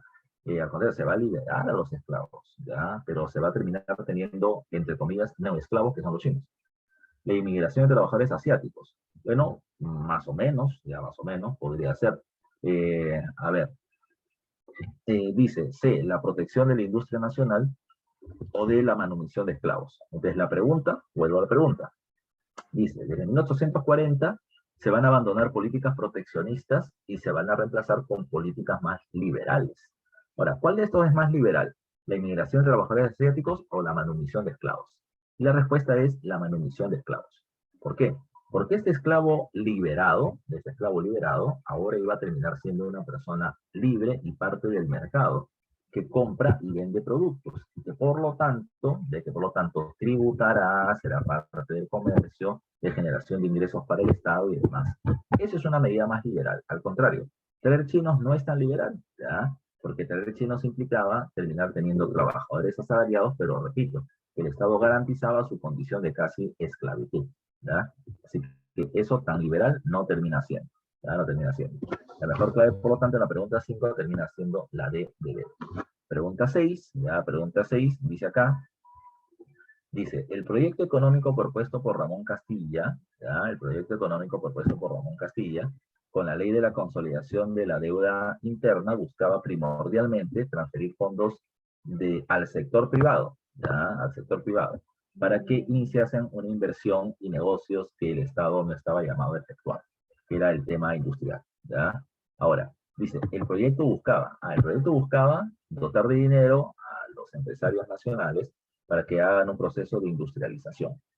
Por ahí va precisamente la idea. Porque dice, ¿qué cosa es lo que buscaba? ¿Qué cosa es lo que se busca obtener? ¿Ya? No lo que se obtuvo, lo que se busca obtener. Dice, dotar de capitales, a una potencial burguesía nacional. Bueno, por ahí va la cosa, ¿no? Yo te doy plata y con eso genera industria. Esa es una burguesía. B, brindar mayores ingresos a la cúpula militar a través de reparto de bonos. No, el proyecto terminaba siendo un proyecto de crecimiento. ¿Ya? El otro solamente eran gastos. Dice, saldar las cuentas del Estado peruano con el sector privado. Bueno, saldar la cuenta con la ley de la consolidación no era con el sector privado, era solamente con aquellos que habían prestado plata para la independencia. Pero eso es lo que se hacía, ¿ya? O sea, el saldar las cuentas terminaba siendo el hecho. La pregunta es, ¿cuál es el proyecto? ¿Ya? ¿Qué cosa es lo que busco al dotar de ese dinero? Y la respuesta, como ya te dije, terminaba siendo un proceso de industrializar, ¿ya? Ese terminaba siendo el plan. Ahora, ¿qué más hay que tomar en consideración? La DEN dice, brindar fondos a los hacendados para liberar a sus esclavos, eso va a ser después todavía, pero con la ley de la consolidación no. La idea era terminar dándole capitales a Quito para que generen su propia industria. Pero no lo hicieron. Por eso te dije, al final lo que hicieron con su plata fue tecnificar haciendas y terminar estableciendo, además de esto, la fundación de bancos. En esta pregunta número 6, por lo tanto, la clave es la A de avión. Pregunta número 7, ¿ya? Pregunta número 7, ¿qué dice ahí en la 7? Dice, a inicio de la República, la política peruana se caracterizó por constantes conflictos entre caudillos. La recesión económica y la debilidad del Estado hasta que en 1845 asciende al poder Castilla, ¿ya? Este estabiliza el Estado peruano con los ingresos a la venta peruano y para ello utilizó la estrategia D, ¿ya? Entonces dice, él estabiliza al Estado peruano con los ingresos a la venta peruano, para ello utilizó la estrategia D. Repito lo que dije hace un rato, repartir el dinero de puestos de gobierno entre liberales y conservadores y evitar conflictos, ¿ya? Entonces, ¿cuál va a terminar siendo su propuesta? Ya. Cuando me dice que este estabiliza el Estado peruano, entonces lo que va a terminar estando ligado de esas 4 alternativas es la D, implementar una red de funcionarios públicos en todo el territorio. De esa manera el Estado va a estar presente en más regiones, estabiliza y fortalece al Estado, ¿ya? Reparte cargos entre liberales y conservadores para que no se peleen y todo el mundo está contento. Y con eso, menos anarquía, más presencia del Estado y más poder de Castilla sobre ellos. Entonces, la 7, la clave terminaba siendo la D de dedo. 3 más, ya, para que vayas a tu receso. Pregunta 8. Durante todo el siglo XIX, la mayor parte de la población nacional seguía siendo campesino indígena. Los trabajadores de la minería eran operarios que vivían en los centros mineros de la sierra peruana. En la costa se hablaba de una escasez de brazos y población serrana no tendía a prestar sus servicios laborales en esta parte del país. La solución para encontrar una fuerza laboral constante fue, bueno, la solución fue traer chinos, porque venían como mano de obra barata. ¿Ya? Así que la respuesta está en la inmigración de los culíes en la alternativa B de beso, 8B de beso. 9. ¿Qué persona tiene el derecho a gobernar? Es una cita. ¿Ya? Tiene ese derecho y es legítimo soberano el que gobierna habitualmente conforme a los principios reconocidos de justicia, que nacen del destino común de las sociedades y del particular de la nación. Es el único que está en posesión de los medios necesarios para hacer cumplir a la sociedad las leyes naturales y las hace cumplir. Luego, tiene el derecho de hacerlas cumplir, el derecho de mandar, la soberanía. Pues donde quiera que vamos, una facultad y un designio racional, vemos derecho, ¿ya? O sea, como hay un designio racional, ¿ya? Como que alguien va a terminar dándole el poder a alguien, ¿ya? Dice, ¿a quién se debe declarar legítimo soberano? Dice, esta es la verdadera importante cuestión. No pueden ser todos, porque si todos mandan, ya no hay quien obedezca. Entonces, esa propuesta la hace el conservador Bartolomé Herrera, con respecto al tema del derecho al voto de la población. Entonces él decía, bueno, hay gente que nace para gobernar, estos que son gobernados, otros que nacen para ser gobernados. El que nace para gobernar tiene un designio divino, o sea, Dios los ha designado para gobernar, y lo ponían como ejemplo a Ramón Castillo, ¿ya? Pero los que deben ser gobernados son los que no tienen la capacidad de poder tomar esas decisiones, y esa termina siendo el indígena. Entonces, para él, la pregunta era, ¿quién debe gobernar? Los intelectuales, los racionales, los letrados, y quién debe ser gobernado, aquel que no sepa, pues aquel no tenga educación. Y eso es lo que planteaba Bartolomé Herrera en su llamada soberanía de la inteligencia. ¿Ya? Entonces la 9 es la A con Bartolomé Herrera, ¿ya? La soberanía de la inteligencia, mientras que los liberales planteaban la llamada soberanía popular. Pregunta número 10, ¿ya? Pregunta número 10 me dice acá. Durante el periodo de la prosperidad falaz se observa un fuerte proceso inmigratorio. Chinos y europeos llegan a nuestro territorio en gran cantidad. Establezca la relación correcta de hechos relacionados a la inmigración europea. Dice, 1. El Estado los consideraba como una raza industriosa que podía promover nuestro progreso. Eso es verdad. ¿Ya? Ellos venían con sus conocimientos apoyar a la tecnificación de nuestro desarrollo. B. No fue un hecho aislado, fue parte de la gran emigración europea que buscó frenar las tensiones sociales ante el fuerte crecimiento demográfico. Pero también es cierto, en plena revolución industrial en estos países, como hay mucha gente, ¿ya? Las potencias van a colonizar otras partes del mundo o van a terminar enviando, promoviendo la idea de que ellos progresan porque son blancos y aquí en América Latina te falta blanco, entonces te lo mandan, ¿ya? Y eso era para disminuir la cantidad de población y evitar rebeliones sociales mayores. La 1 y la 2 son correctas. La 3, solo fueron traídos para colonizar la selva, considerado como deshabitada. Acá lo que mata esta alternativa es solo. Si hubiesen dicho, ¿fueron traídos para colonizar la selva? Sí, pero como solo fueron traídos para eso, la respuesta es no, porque también llegaron a territorios en la costa como la isla Talambo, donde matan a un español. La 3 es falsa. 4, este proceso fue un hecho aislado en América Latina, pues los demás gobiernos tuvieron una sólida política de promoción y desarrollo de su población nativa. Falso. En toda América Latina se va a terminar generando la inmigración europea. Entonces la clave es la C, ¿ya? 1 y 2. 11. Las denuncias de corrupción por el exceso de pagos de la consolidación de la deuda interna a través allá. ¿Quién lo hizo? Lo terminó siendo Domingo Elías, es el que denuncia al presidente Echenique. 12. Los ingresos del Estado por la venta del urbano de Isla cubrieron el pago de la deuda externa, la construcción de ferrocarriles, el aumento de la burocracia, entre otros. Una de las medidas de trascendencia social aplicada durante el gobierno de Castilla durante el segundo Castilla, fue de trascendencia social, la eliminación del tributo indígena y la manumisión de los esclavos. Así que la que está acá termina siendo la D de dedo, ¿ya? La manumisión de los esclavos.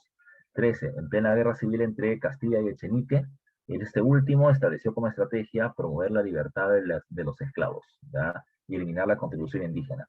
Esta última generó a mediano plazo la eliminación de la contribución. Bueno, cuando los indígenas dejaron de pagar el tributo, el Estado perdía una fuente de ingresos. Pero toma en cuenta de que se podía perder eso, que había mucha plata por el guano. Pero el problema era eso, que nos hacíamos cada vez más dependientes de los ingresos del guano, y eso nos va a terminar generando problemas a futuro. Y la clave termina siendo La mayor dependencia fiscal de los ingresos del Guano. 13 o C de casa. 14. En 1860 se estableció un nuevo contrato de consignación guanera, muy ventajoso para la Sociedad Nacional de Consignatarios. Estos empresarios peruanos hicieron una dura campaña mediática logrando el respaldo de la opinión pública para presionar al gobierno de Castilla y acceda a este nuevo contrato. Como consecuencia de ello, se forma una plutocracia peruana del guano, que es los que van a manejar este recurso. Entonces dice, ¿pasaron a manejar comercialmente el salitre? No. Asumían la venta de fertilizantes a los principales mercados desplazando a la casa Gibbs. Esa termina siendo la clave. En la 14 la clave es la B de vecino. Y en la última dice, el conflicto contra Ecuador se produjo porque ellos estaban vendiendo o estaban entregando nuestros territorios como parte de su deuda. ¿Ya? Y es la D, la cesión de territorios peruanos a Inglaterra para, Ecuador, para que Ecuador pueda pagar su deuda externa.